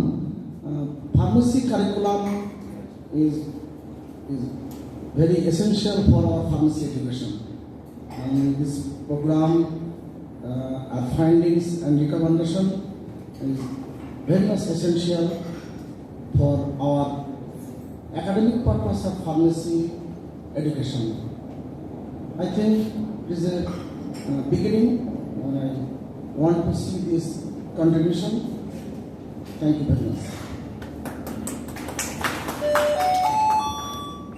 Very, very future-looking comment. I think very important comment. This is beginning, and we need to continue. I also appreciate this comment because this is really very beginning. We want to continue. We want to sustain the effort so that we can learn more. Now I would like to request Professor Dr.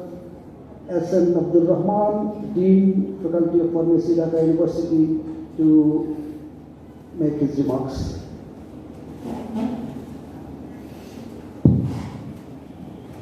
Thank you very much.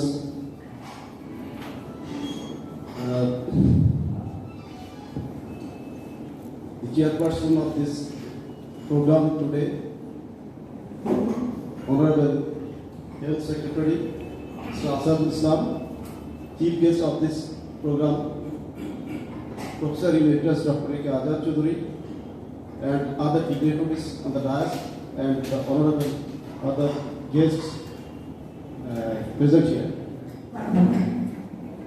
In today's program, I think this is a very important issue for us, for the academician, as well as for the Pharmacy Council of Bangladesh and for the government. And the presentation which has been delivered today, there are 3 presentations. One is for pharmacy education, what is happening in our country, and another 2 is presentations from Africa and also from World Health Organizations regarding regulatory affairs. So, as we saw in the presentation, USP PQM has investigated the curriculum of our countries, and they have investigated 21 universities regarding regulatory affairs studies in Bangladesh. And according to their findings, we can understand that there are a lot of variations in the education, in the curriculum of regulatory affairs in different universities, and that should be harmonized. So, what we are doing in Dhaka University, actually, we are now conducting 5-year courses. However, there are a lot of universities, they are usually conducting 4-year pharmacy courses.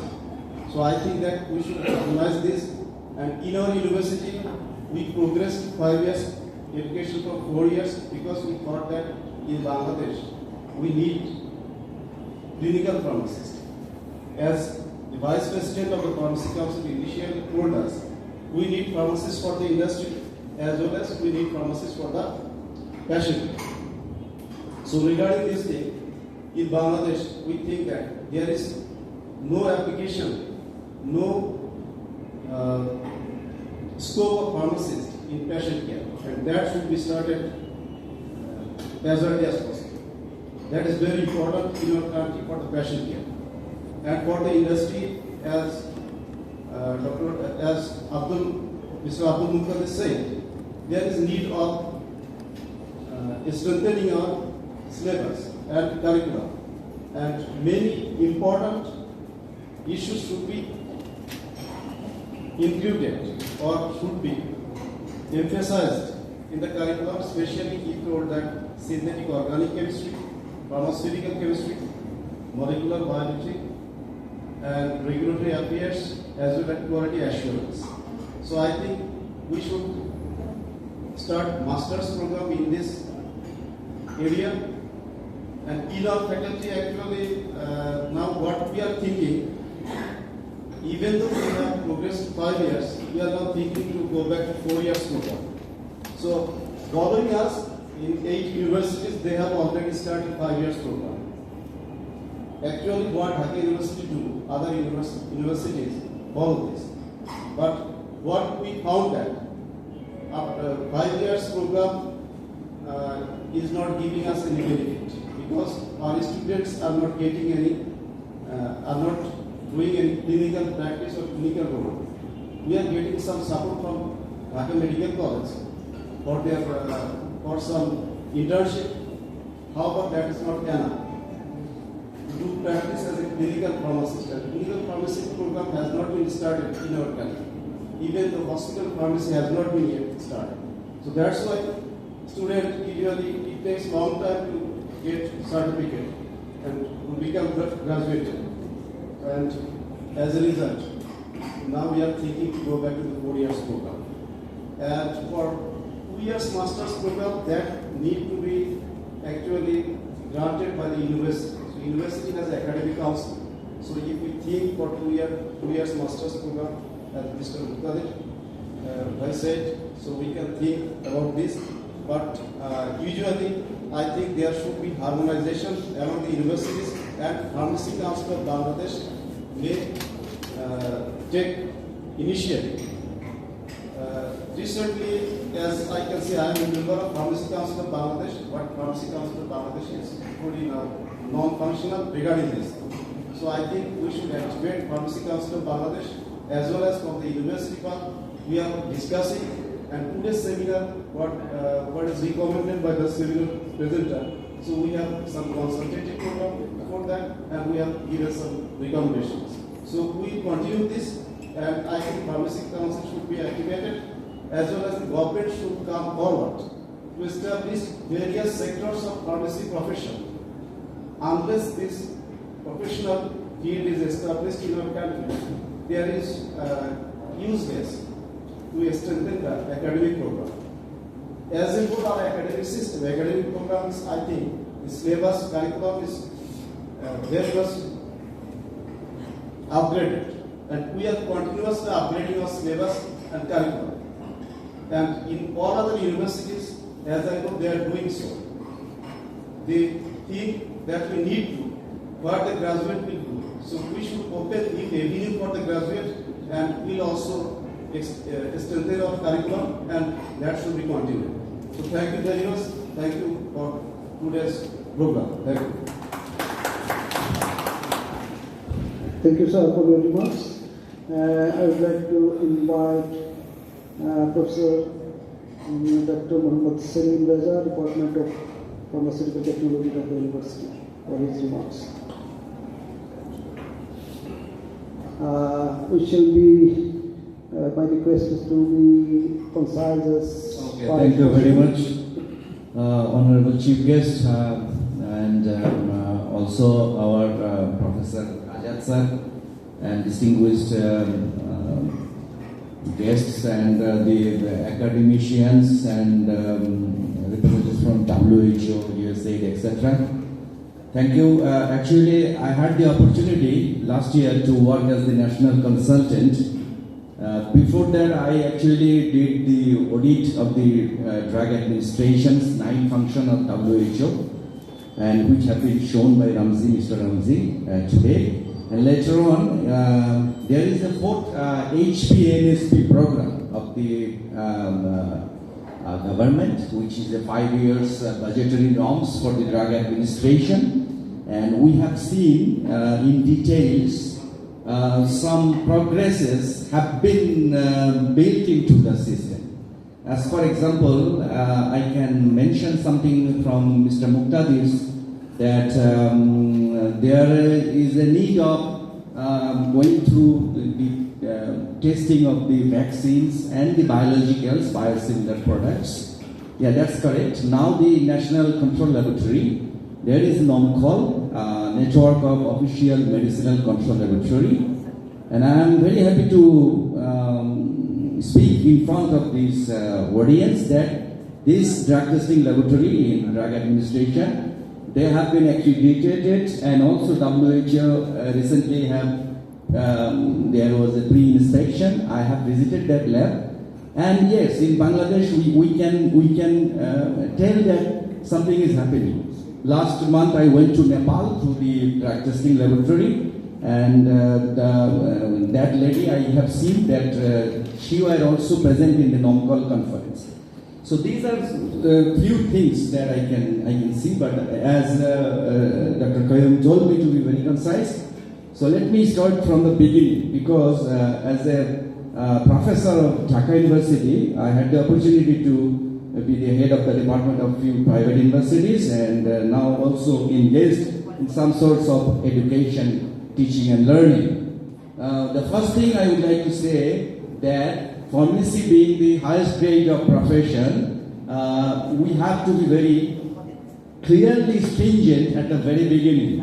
I can see in different universities the intake of the pharmacy students is not that good. That's why if the intake is not good, if the admission criteria is not fulfilling, that the students be very smart and can write whatever good sentence, correct sentence, then we cannot expect from him very stringent quality control and analytical things of the biosimilar and biotechnological products. So this is one point from my viewpoints.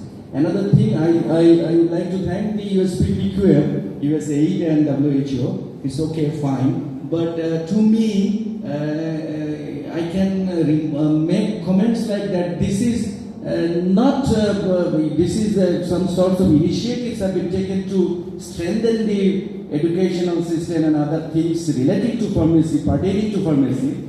But there are certain things we have to keep it in mind. The 9 function WHO and what Muqtadir Bhai told about that 700 molecules, because Bangladesh going to be the middle income, so only 5 to 7 years is there where we can materialize these INN products, some small copycat molecules, and those as well as developed countries for next 10 years we can probably produce all these molecules, and after that the patented companies and other stakeholders, they won't allow us to prepare these things.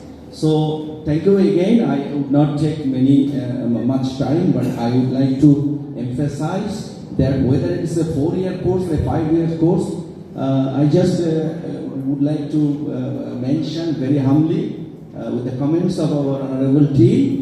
Probably if I do not miss, then Dhaka University is probably thinking something like that, 4 years of a graduate program which will cover up all the subjects, and there will be, for few students, there will be another 2 years so that they can go for PharmD programs, and only they will have some, exclusively they will have some clinical orientations.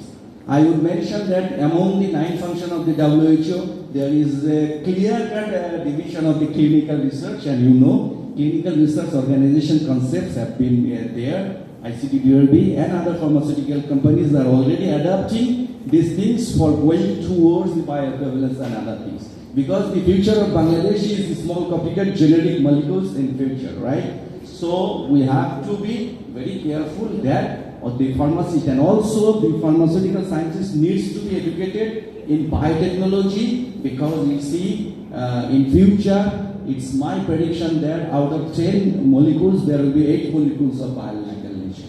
So keeping it in this mind, and thank you very much for giving me the floor. Thank you again. Again, I would like to request the commenters to be precise, because we need to maintain our time, and also we need to hear from you very specific, very pointed issues we're going to miss. I would like to invite Professor Dr. Chaudhry Faiz Hussain, Chairman, Pharmacy, East West University. That's it, present? Okay. Hello, thank you very much for requesting me. It's my pleasure to be here and listen to very wonderful comments. Of course, actually, many people talk about this one. Pharmacy, we have to think about our pharmacy course curriculum and the work is going on which way.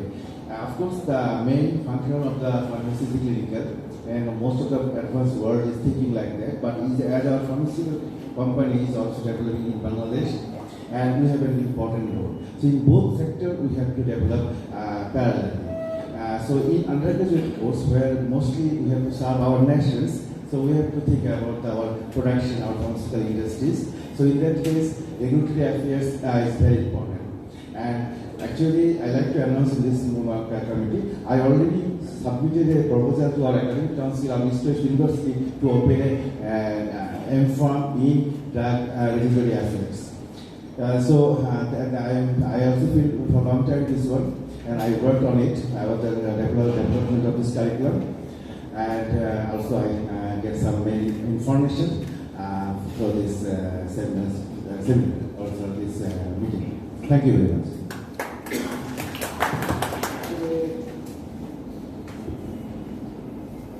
Thank you for the remarks.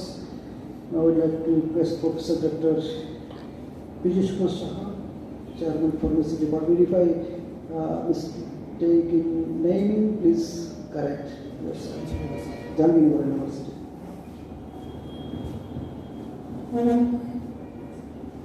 Thank you very much. I have some comments on course curriculum. First, we should harmonize the duration of the course.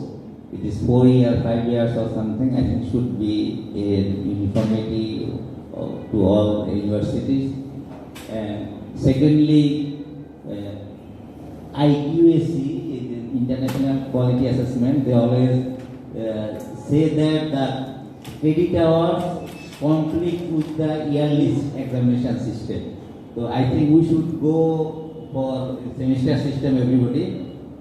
And another thing, there should be a basic requirement, that means in core subjects, I think it should be dictated by the Pharmacy Council of Bangladesh or University Grant Commission, the minimum credit hours for a course, basic core subject.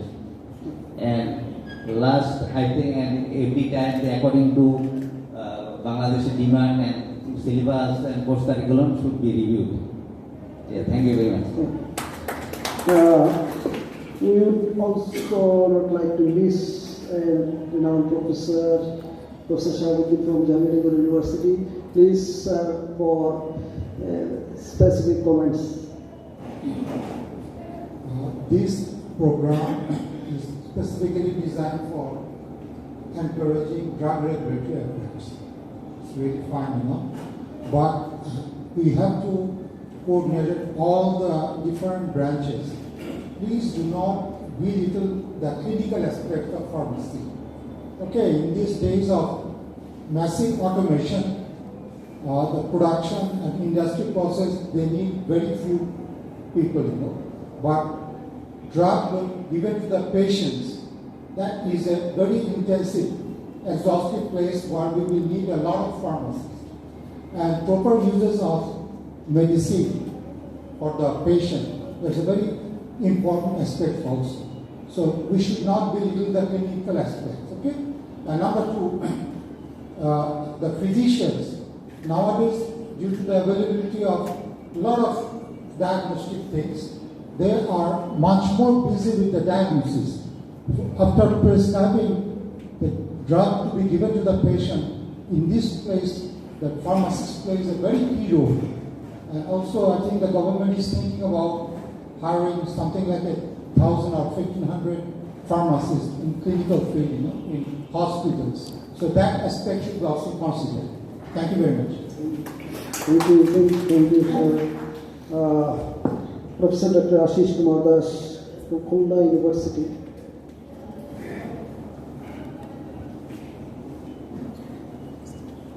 Thank you, sir, for giving me this opportunity.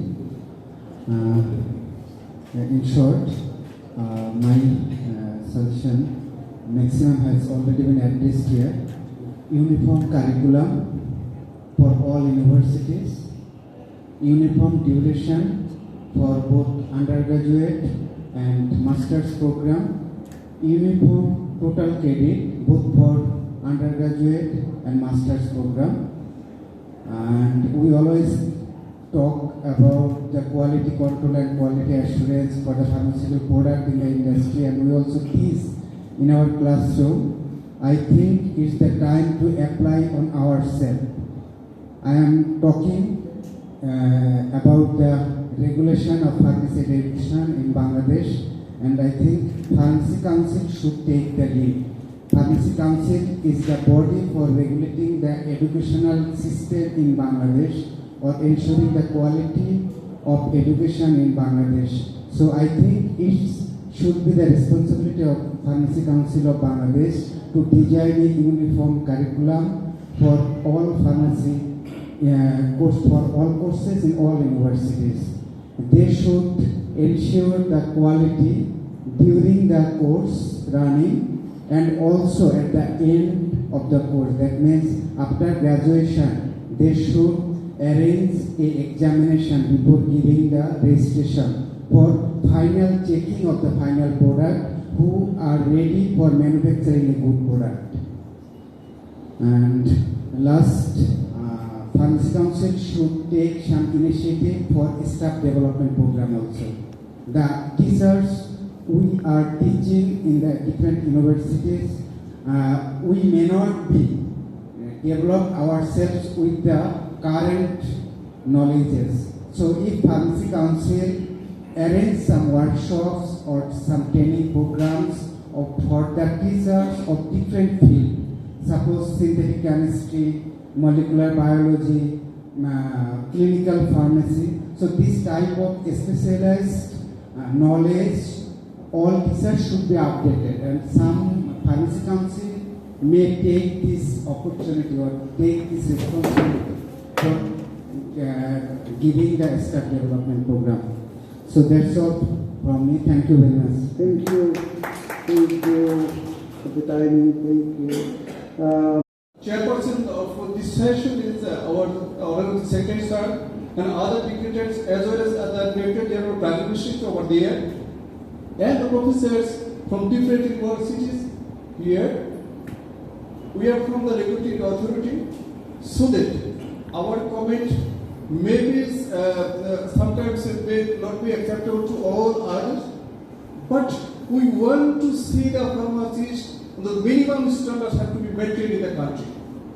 Otherwise, it will be very threat for the industry as well as the quality of the drug in the country. When we go for inspections, how to say, then we sometimes become jeopardized. When we review or when we assess the pharmaceutical industry in different areas. So it's our request from the Regulatory Authority that the minimum standard of the pharmacy must be maintained. Another one thing is that it's not identified here. Medical devices by law, certain medical devices is drug in the country. In 1940 definition, 1940 Drug Act, medical device is defined as drug in Bangladesh. So that medical device are controlled, are manufactured by the pharmacy over there, so that the syllabus should be address the how to control the medical devices, quality of the medical devices here, so that that area has to be addressed. Biosimilar products are coming furiously, so that our pharmacy should be enough knowledge about the evaluation of the biosimilar product, process validations, analytical process method validations. Our pharmacists should be about those areas as well. In the law, it's clearly mentioned that for the traditional medicines in Bangladesh, there should be two qualified persons. One should be from the traditions, that system, another should be from pharmacy department or chemistry department or botany, etc. So that our pharmacists must have knowledge about the traditional medicine as well. Otherwise, it's very difficult to control the traditional medicine. Traditional medicine condition is not good enough in the country. We are not satisfied about the traditional medicine, so that our pharmacists must be considerate about the traditional medicine as well. So this is my comment from the regulatory side. All the other issues have been addressed by our teacher. One meeting I was present over there. A lot of areas was covered in the new curricula, so that it is come up. And I would like to request through our chief guest and honorable chairperson sessions, all the universities must follow the same curriculum, must follow the same timeline of undergraduation, graduation, and for the master degree.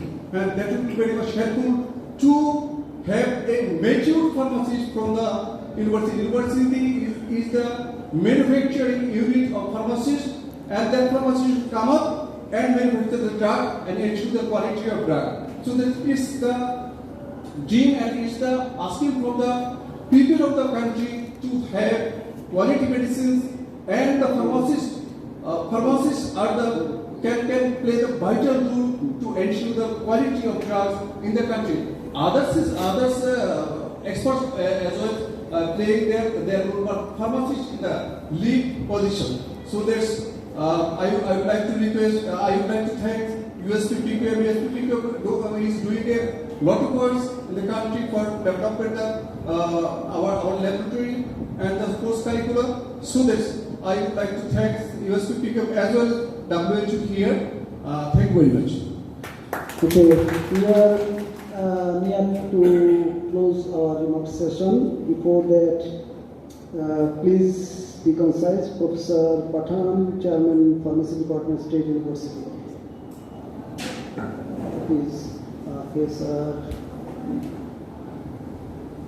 Thank you very much for giving me the chance to tell in front of this organization.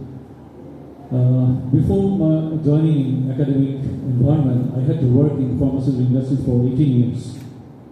The course curriculum in pharmacy throughout Bangladesh, that we have seen that mostly from industry are being captured with the Department of Pharmacy, but big areas which is hospitals and communities are totally ignored. In that case, I request our chairperson and my beloved teacher, Professor Ajay Chaudhary, we should think for the communities, we should think for the hospitals where the pharmacists are not in right position, and the course curriculum should be designed accordingly. Secondly, the different industries, they are providing, they are recruiting the pharmacists from different universities, but the quality of that graduates are not appropriate. In our department, we have our program, master's program. We have seen that there are some universities where the facilities of the laboratories are not in proper condition, and for which the graduates that are coming out are devoid of some knowledge which they should supposed to be have that knowledge. So I request that the quality of education should be improved, the laboratory facilities needs to be improved, and another thing is that the faculty who are joining in the universities, they should also get training for teaching. In that case, I should also request our chairperson so that the faculty development program for the pharmacy teachers is very much needed. In addition to that, Mr. Tadi, who has told us that trips, as we are getting some time for developing our facilities. So in that case, the formulation development, the research and development, the synthetic molecules knowledge, as well as the pharmaceutical engineering course should be strengthened. Thank you very much. Thank you. We have very important participant and very pertinent participant in this occasion, Mr. Salim Azad Chaudhary, President Regulatory Affairs Society. Please.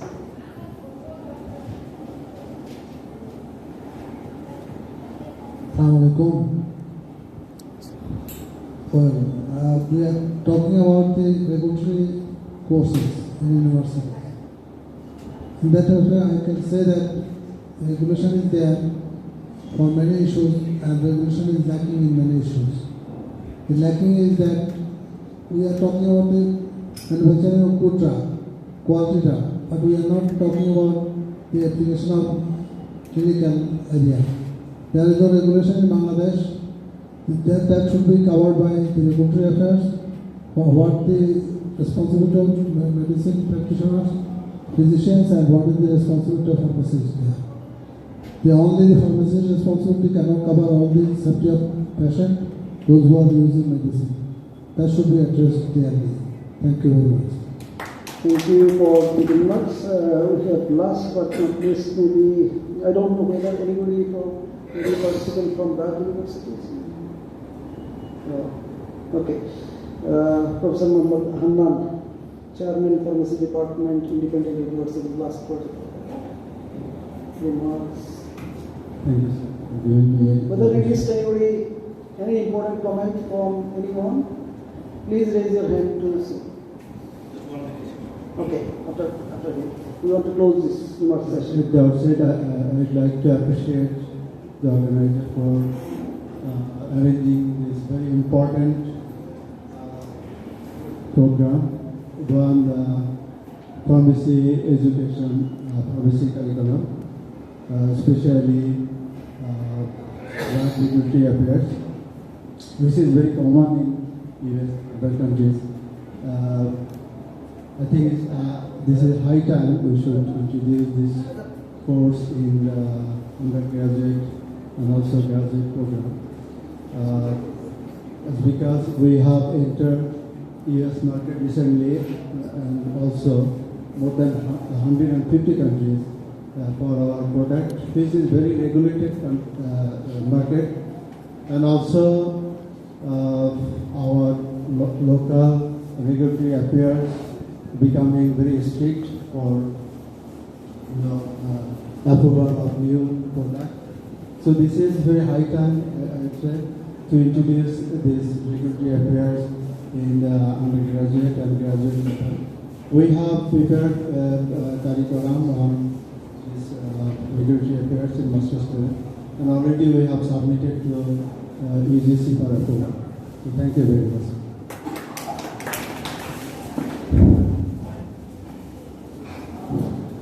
Thank you, sir. Thank you very much. Just I will take 1 minute. Please just identify yourself. My name is Mohammad Nurjaman. I work as a National Professional Officer at Human Resource Program, Rampur Country Office. Since I have been working with Human Resource Program in Bangladesh for quite a long time, and also work with Ministry of Health and Family Welfare. And we, under the leadership of Ministry of Health and Family Welfare, we several times take some initiative, for example, making human resource plan projections. And for this region, we need to communicate with different universities, different councils, and I found that in the final recommendation is that there should be some initiative for proper documentation of interventions. Because ministry need to know how many graduates are coming up, in which discipline, what area.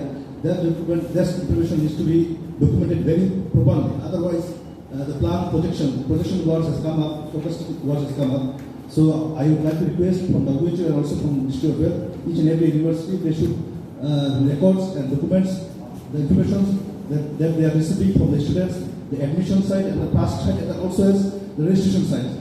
Because ministry doesn't always look for the specialties and the numbers so that we can assess the demands and also as can guide the production. Thank you very much, sir. Thank you. I think very important comment, because without information we cannot decide anything. So for planning we must have proper database. We are closing the remark session. If we have missed anything important, please identify yourself and please speak.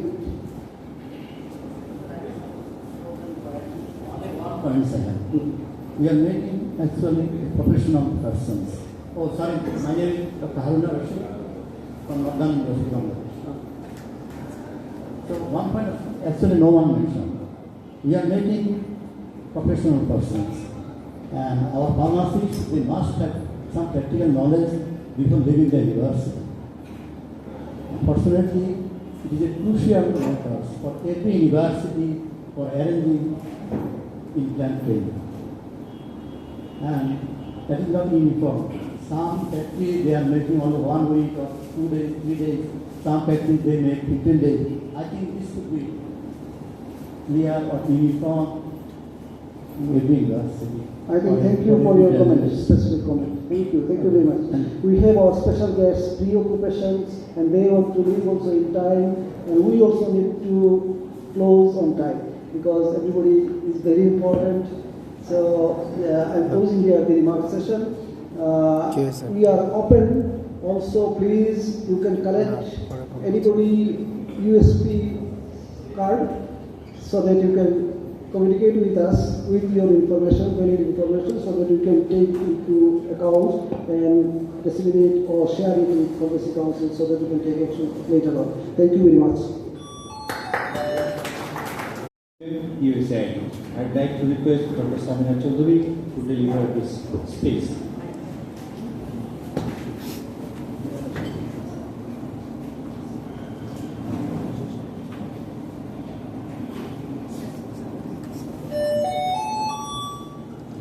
Respected Chairperson and distinguished guests, on behalf of USAID, I welcome your presence and participation in this auspicious gathering. USAID, a development partner of Bangladesh government, is working with the Director General of Drug Administration as part of its mandate to ensure universal health coverage through ensuring availability of safe and quality drugs. It is obvious that we need skilled human resources to gain excellence in any sector. And we have to start from the educational institutes to get supply of skilled professionals at the workplace. The assessment report disseminated here and the experience shared from other countries and also from the distinguished guests in improving will hopefully help us in improving the curriculum and also minimizing the gap between the theoretical and educational demand on the job. We hope we will work together ensuring the quality and safe medicine to the people of Bangladesh as our divine responsibility. We are given the responsibility, we are bestowed with the great responsibility, divine responsibility to ensure quality medicine for our children, for our parents, for the people who we love. So we cannot but work together hand in hand to ensure the quality of medicine to safeguard the people's health of Bangladesh. Thank you very much. Thank you, Dr. Samina Chaudhary. Now I'd like to invite our special guest, Professor Dr. Ismail Hossain Khan, Vice Chancellor, Chittagong Medical University and member of Pharmacy Council of Bangladesh. Good afternoon. Thank you very much for inviting me. I was not supposed to sit here and tell anything. I come here as a member of the Pharmacy Council to listen about health program curriculum reform of the pharmacy courses in our country. So, as a medical teacher of pharmacology for the last 30 years in our medical education and overall health professional education, also we are thinking about the changes or reforming our MBBS, BDS or other nursing and other professional curriculum. Today's chairperson of the program, Mr. Asadul Islam, is very much close to the all health professionals, Secretary of Health, Health Service Division, and our respected Sir Gadar Chaudhary sir. I was working with him on the 30 years about personal use of drugs when he was the Vice Chancellor of the University in Dhaka. Mumbai is very close to me, the administration of the way. And Gunda is our nickname, which means Chittagong Medical College mate. Now he is working here. And so many people here in present of me, they are very much close to me. We work in drug sector in different issues. They have my pharmacy colleagues everywhere. So I just to focus on this today's work. There are so many things that have been discussed here about military affairs, about the many drugs, about personal drug use, and what should be the pharmacy should do. So main thing is the curriculum, reform the curriculum of the pharmacy. And in our pharmacy council meeting, I raised this question. What should be the responsibility of the pharmacy council? Like our Bangladesh Medical and Dental Council, I'm not telling about entry exam or anything. You will decide what you will do. All of government and non-government universities, when the students will admit in the pharmacy course, they should get that student registration from Bangladesh Pharmacy Council. Because Bangladesh Pharmacy Council ultimately after graduation with that student registration, they are holding, they will apply after passing out graduation, they will apply, and because there is no exam for the registration in the pharmacy council, and they will get the registration. So first, what should be the national exam like our MBA school or nursing is possible or not? You the pharmacists, you the teachers, they will decide. But this one, I am requesting from all of you as members and chairman of the pharmacy council here, the government should know and our professionals should know how many pharmacy students in the graduate pharmacy students they enter in the graduate pharmacy course. Second, about telling about curriculum. What is curriculum? The race course, it's a content. Any professional, because pharmacy is very much related to our health professional education, and it is considered as part of the health professional education, and the pharmacy give health professional service also. So what should be the curriculum? There is a famous quote of an Indian education is the pharmacists or physicians of tomorrow are taught by teachers of today following the curriculum of yesterday. It's a joke of our subcontinent. We have to come out of that aspect. What will be the role of a graduate pharmacist in the real world situation? Now the concept has become totally different.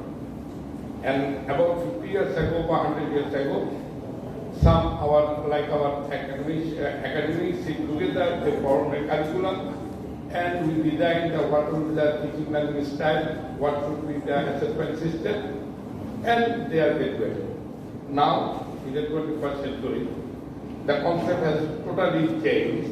Now, what those professionals will do in the real world situation, and what are the knowledge, skills, and competencies they need to perform those services in the real world situation in pharmaceutical factory, or in clinical pharmacy, or in technology, anything. That have to be identified first of all. And accordingly, whether those performances, skill, competencies a graduate has attained, what should be the assessment system? Then there will be the syllabus or content of the curriculum to attain those skills and competencies, what should be the set in the curriculum. And this is the main thing. So, I'm not a pharmacist, I am a pharmacologist, I am very close to you. What you will do? My one colleague is told, we are looking only on industry, pharmacy, working in the industry, or will work only in the regulatory affairs. But my personal view, I think you will not mind me, the notion of pharmacy is their noble profession. It is not like dispensing and preparing. Now it's a modern pharmacy. A pharmacy should be a pharmacy, they have to act in all sectors. As a doctor, I will tell them, it is a part and parcel of healthcare management system. WHO numbers are here. 50% of treatment failure is due to non-compliance of the drugs by the patient. Diagnosis is right drug is given, prescription is given rightly, but it is not dispensed accurately, and patients are not taking the drug accurately. For that reason, according to WHO data, 50% of therapeutic failure is due to compliance of the drug. So, compliance of the drug therapy, for that reason, pharmacists has a very, very important role. We know it outside our country. So, we have to look only on that, not only on pharmacy, but on directly on patient care service. What we physicians are doing, there should be close collaboration with the physician and the pharmacist for dispensing, for understanding, so that and monitoring, and also pharmacovigilance, that is whether any adverse effects are getting or not. We have to consider those things. So, what is the content of the curriculum? I would request you, my respected Sir Gazasobi here, and all the University professors, they are very close to me, Professor Shitel, Professor Dean, Professor Rahman, and everyone. Seriba is here, Seriba is here, our Boroba Seriba is here. I would request you only on that thing. Make the curriculum that must be proportionate and that must be accredited. I was telling you, because Bangladesh Accreditation Council has already formed, you know it. So a graduate from Dhaka University or a graduate from X University, it's bogus. It is not a good university. No, it is the responsibility of university, the responsibility of the government. A student, my son, when he graduated from that university, it is recognized by university or government. Why you will not accept it or her? So it is our responsibility, the curriculum, uniform curriculum in all government and non-government universities, assessment system, and everything should be monitored, not quality control. Quality assurance from entry in the course up to the final assessment to become a pharmacist. Bangladesh রবীন্দ্রনাথের কথা বলে শেষ করছি। শিক্ষার ক্ষেত্রে বিদ্যালয় হবে সমাজের অবিচ্ছেদ্য অংশ। সমাজে যা প্রয়োজন হয় না বিদ্যালয়ে তা শেখানোর কোনো প্রয়োজন নাই। বিদ্যালয় সমাজ থেকে রস আস্বাদন করবে, সমাজে ফল দান করবে। 120 বছর আগে দেখা। How much it is now given. So what should be the curriculum? What are the problems in our community? In our community, what skill are needed? That demand will come to our academic institutes, and our responsibility is to produce that manpower and supply to the community. That is a simple demand and supply question. Thank you very much for the invitation. Our সবাই যাতে একসাথে কাজ করতে পারি এই কামনা করছি। I hope that the leadership of our Honorable Secretary of Health is very much concerned about his professional education, and we can also be here. We will work together. Thank you. Thank you for very much encouraging speech by Professor Dr. Ismail Hussain Khan. Now I would like to request Major General Mohammad Mahbub Rahman, Director General DGDA, to deliver his speech.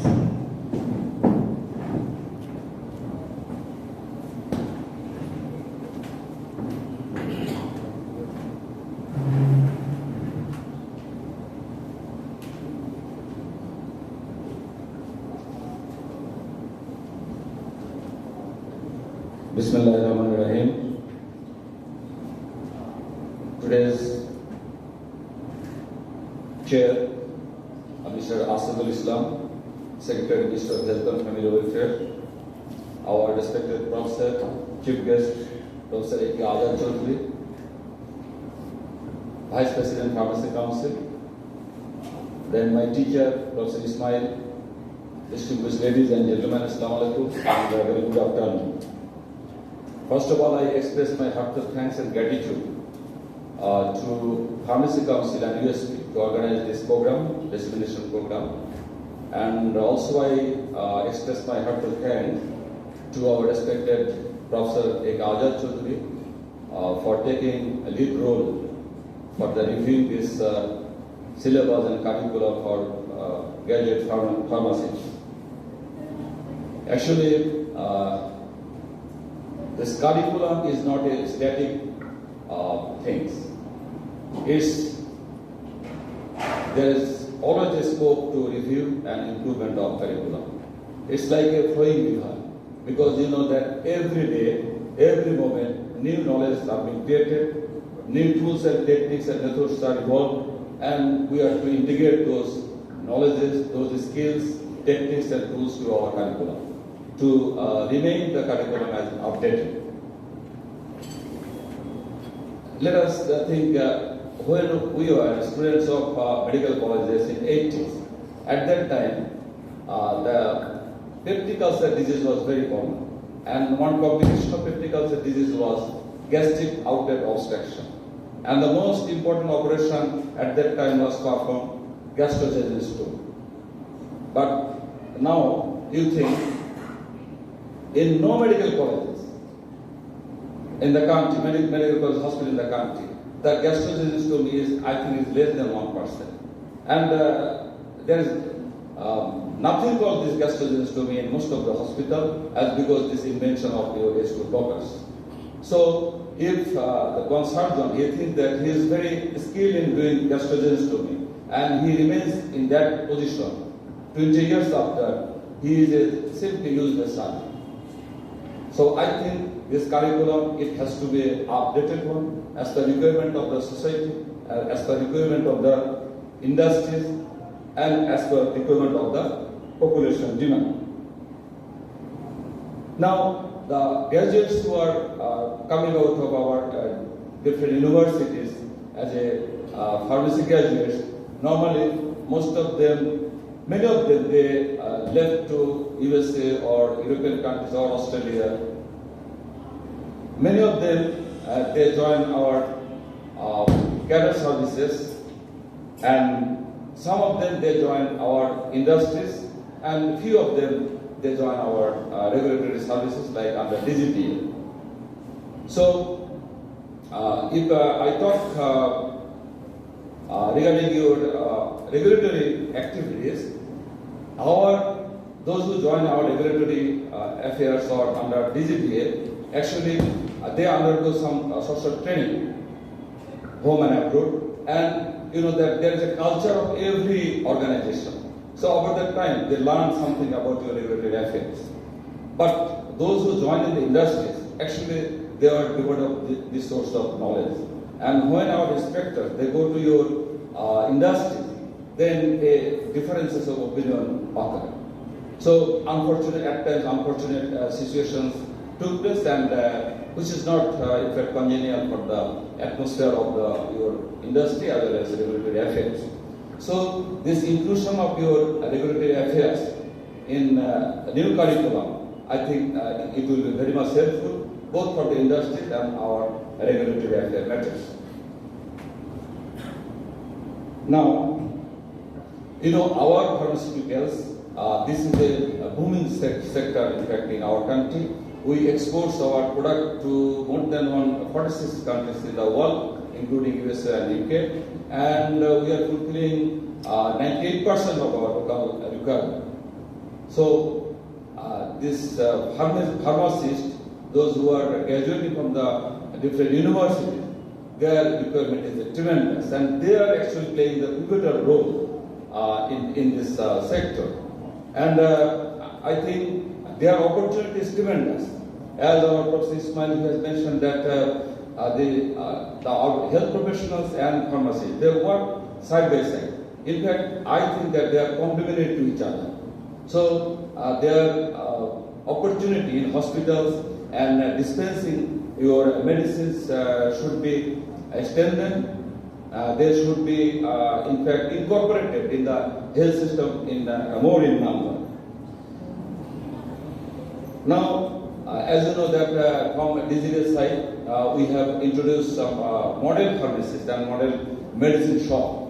And in each model pharmacist, there has to be one graduate pharmacist. A few days back, we went to Nawabganj, Chapai Nawabganj, and Rajshahi and Natur, and we inaugurated few model pharmacies. There I found some pharmacists, graduate pharmacists, and when I asked something about this medicine, storage matter and all these things, actually I did not find that much of lights come from their faces, as because they are from peripheral some of the universities. So I think that the standard are not being maintained. So equal standard is very, very important. As Professor Ismail has rightly mentioned, from which university he has passed, it doesn't matter. Actually, it has to be, the standard has to be maintained, and it is the role of our pharmacy council as well as our university grant commission. So we should not compromise with the standard. This is also a fact with our medical profession also. The graduates who are coming from different medical colleges, they are not maintaining the expected standard. Now, a few points regarding our Mr. Muqtadi. Actually, he has highlighted some of the very important facts. I completely agree with him. Just after joining here, I talked to our Honorable Secretary, and also I had a discussion with our Honorable MP, Mr. Nazmul Hasan Pakun, and also with BAPI officials. And after 27 these generics, the 600 generics, which we can register. This opportunity we must take. And right from my first day of my office, I have instructed my officials that we will not wait even a single minute. Whenever any registration application will come, we will just register this product as early as possible. And then regarding establishment of a laboratory, we know that we have a central laboratory. This is accredited by WHO and also by ANAP. But I think the capability of the laboratory should be enhanced more. At this moment, we are having only 4 SPLC, and in sector they are having more than 30 SPLC. So you can assume the capability of our laboratories. And our biological laboratory, that has to be also, the capability of that laboratory has also to be enhanced. So in this regard, we are working. We will submit a comprehensive plan to our ministry. I hope that our Honorable Secretary is here. He will help us to materialize those aspects. Another point regarding your traditional medicine. I don't know whether the pharmacists who are coming from, graduate pharmacists who are coming from different universities, whether their curriculum encompasses this traditional medicines or not. I do not know. But you know that 10% of our total medicine is this traditional medicine. Total, out of say 25,000 crore, 10% they, in fact, they hold the share. So they are not less important. We must actually address their problem also, and we must develop our both our regulatory affairs as well as our laboratory capability regarding our traditional medicine. We are working on the laboratory side, but I hope that the syllabus or curriculum which has been reviewed, it should include the traditional medicines part, at least the regulatory affairs of traditional medicine part. With this, I thank you so much, the USP and the WHO, and also our Pharmacy Council, and once again I thank Professor Azad Choudhury for taking this, because he has taken a lot of time to implement this curriculum. With this, thank you, ladies and gentlemen. Thank you very much. Now it is the time for which we have been waiting for long. We want to hear from our chief guest, Professor Dr. A.K. Azad Choudhury. I would like to request Professor Dr. A.K. Azad Choudhury to say something for us and also guide us in this occasion.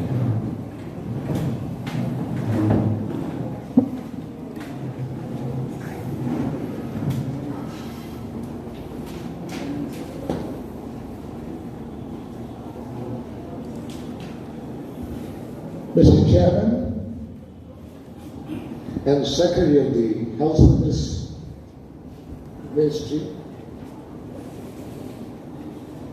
this is a proud privilege to be here, not as a guest or chief guest, but as a participant in this important seminar, where a lot of dignitaries are present.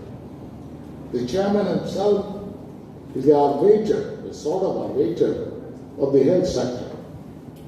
The DGDA, the main man of controlling the pharmaceutical for consumption of all people and also for export.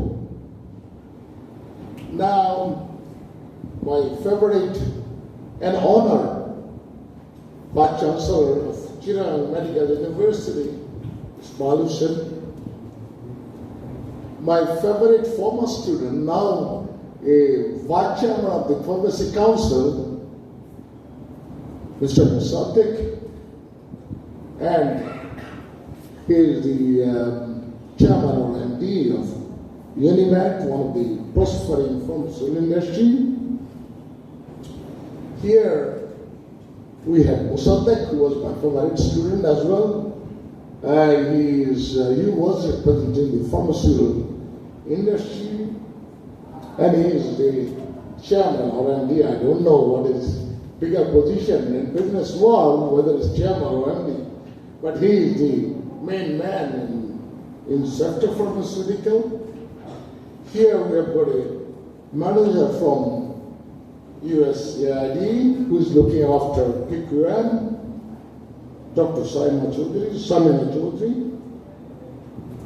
Here we have got a guest from Ethiopian University, Addis Ababa. He has come here to share his experience in African context. I have got so many friends of mine and colleagues from drug administration to different pharmaceutical department of the universities, and my colleague. We took this initiative to bring in and strengthening the pharmacy education in the country. Pharmacy is not an offshoot of medical education. It is becoming now a major thrust or area, because the disease burden of Alzheimer, of cancer, or diabetes are challenging the human civilization. And to meet those diseases, the main thrust is going to be molecular biology, where you are switching on and off the gene for longevity and vibrancy and youthfulness, or you switch on the diseases responsible for Alzheimer or cancer or diabetes or many other diseases which are yet to be conquered. Pharmacists are at the level of designing the molecule to overcome the disease. It is not a unitary approach. It is the combination of contribution of biological and molecular scientists to the pharmaceutical scientists, and of course the prime mover is the physician. Now, while we have carried out this work, it is not, it is a request, personal request that came from PQM. I must congratulate PQM, Dr. Khayyam. It came from PQM, I think the senior manager or director, whose name is Judo. He requested me to assist to improve the pharmacy education, especially in respect of strengthening the quality education, regulatory purposes of Director General of Drug Administration. So it is really thrust upon rather than I approach them.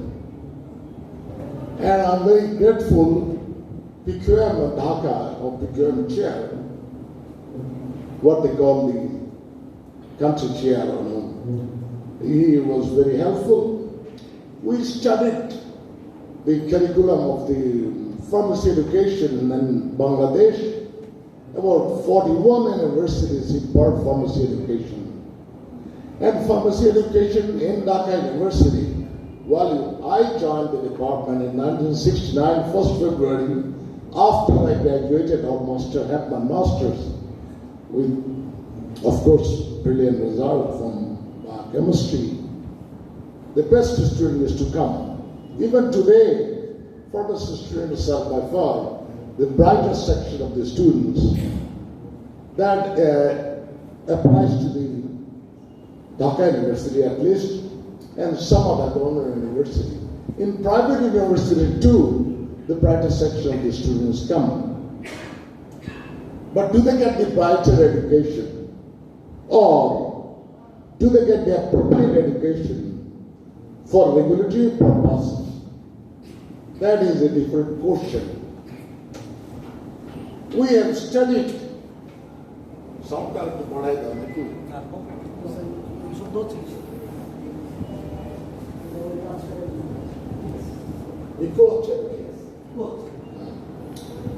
Okay, I'm sorry. Here, regulatory, what is regulatory provisions? That includes policy, law, regulations, code of ethics, QMS, good manufacturing practices, good documentation, good and so many other things. 28 items are identified. Each one of them is important for ensuring the quality of medicine.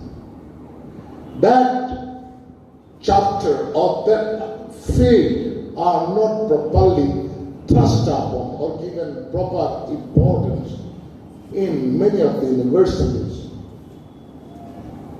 let alone that subject is not included in many of these syllabus to proper basis. Pharmacy education, if it is divided into courses, regulatory affairs gets thinnest exposure, 1.5 to 2 unit, which is very small.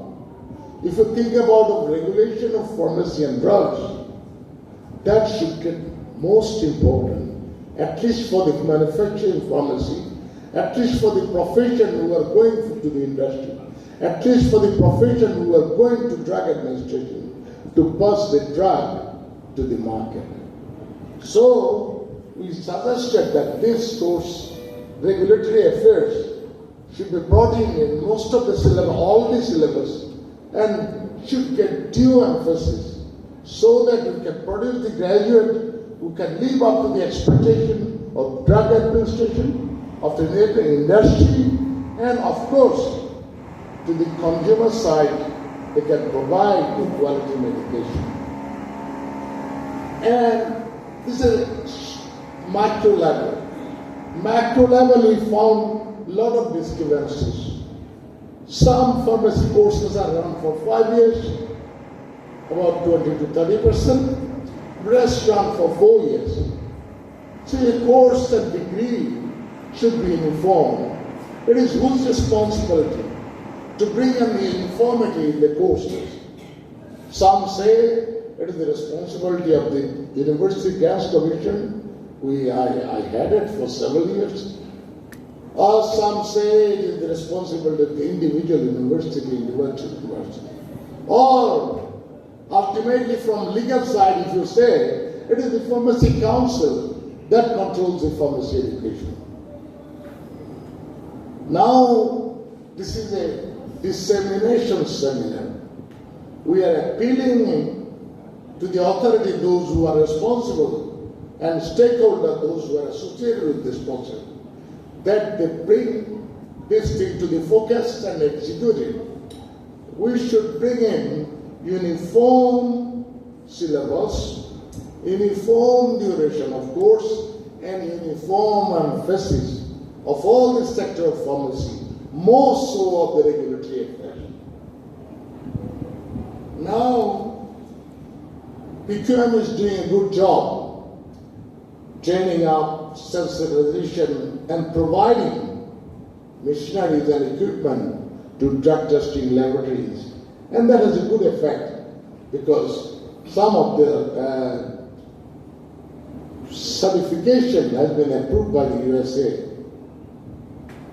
But what about the pharmacy school? Do they have the requisite equipment and syllabus, books, journals, access to global literature? I don't think that is the case. Most of the universities, except few ones, are not uniformly exposed. Of course, I must not discriminate between the private and public. Some private universities are also doing very well. Public universities, some are doing well. Of course, Dhaka University does come out top. But what about the other public universities? We are opening up the universities public and private most. It's about 150 universities. Number-wise is good. It is a good approach because you are making it accessible to the people. I give kudos to the government. But what about the quality? If the quality falls, I must quote, quantity without quality is a sure prescription for disaster. This is not my code. This is World Bank's code. This is worldwide accepted. If you expand quantity without quality, that you are having a prescription of disaster in each field.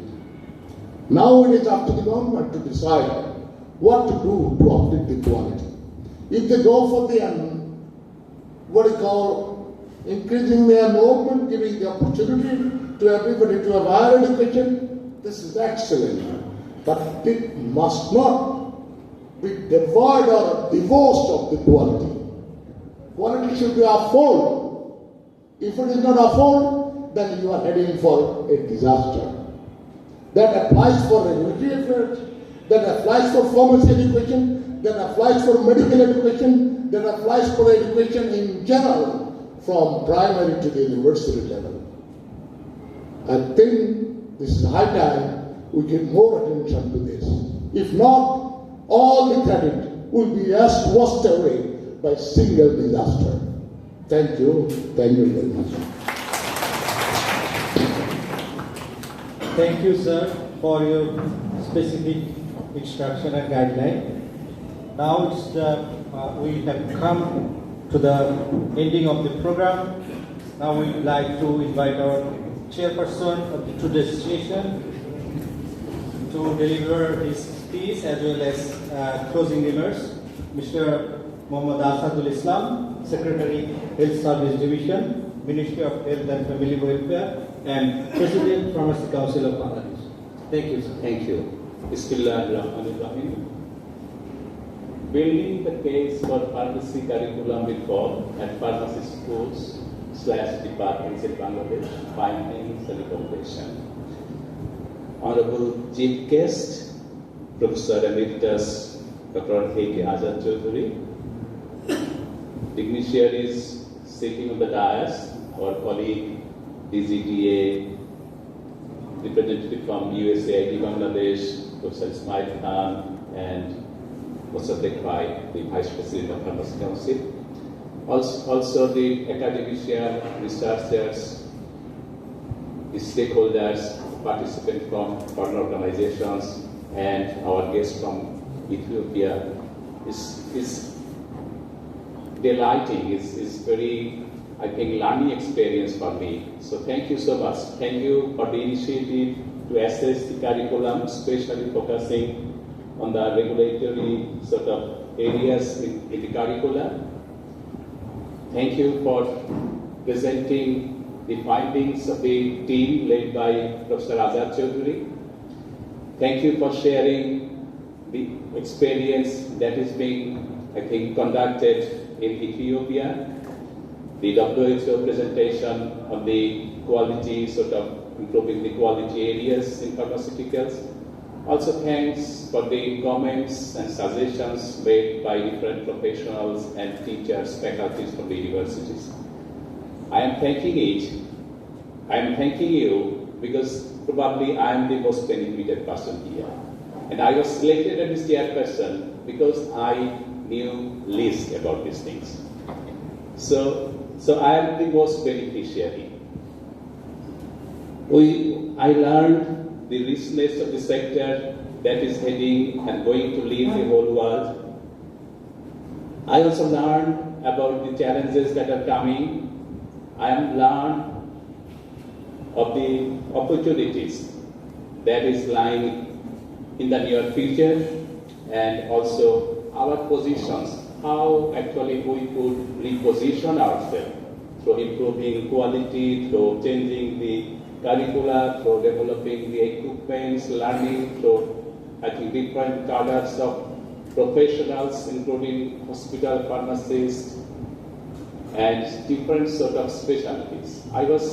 Since I do not know anything about this sort of thing, I was asking sir, why we are emphasizing on the regulatory sort of affairs. And he tried to make me understood that these are things that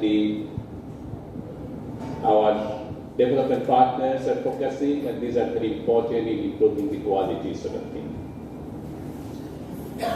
So it should, I think, as part of the whole human resource planning and whole human resource in the pharmaceutical sector that has been preempted by Professor Ismail, that the medical pharmacology, the pharmacy, everything should be taken together, and it should be led by the demand of the near future or the future at large. So we have to think through what we have learned here, what practical actions actually we could take as a first step and in the medium term. So I request you to develop some sort of suggestions or in the form of action plan so that we could take it forward, we could take, I think, on the ground to implement it gradually.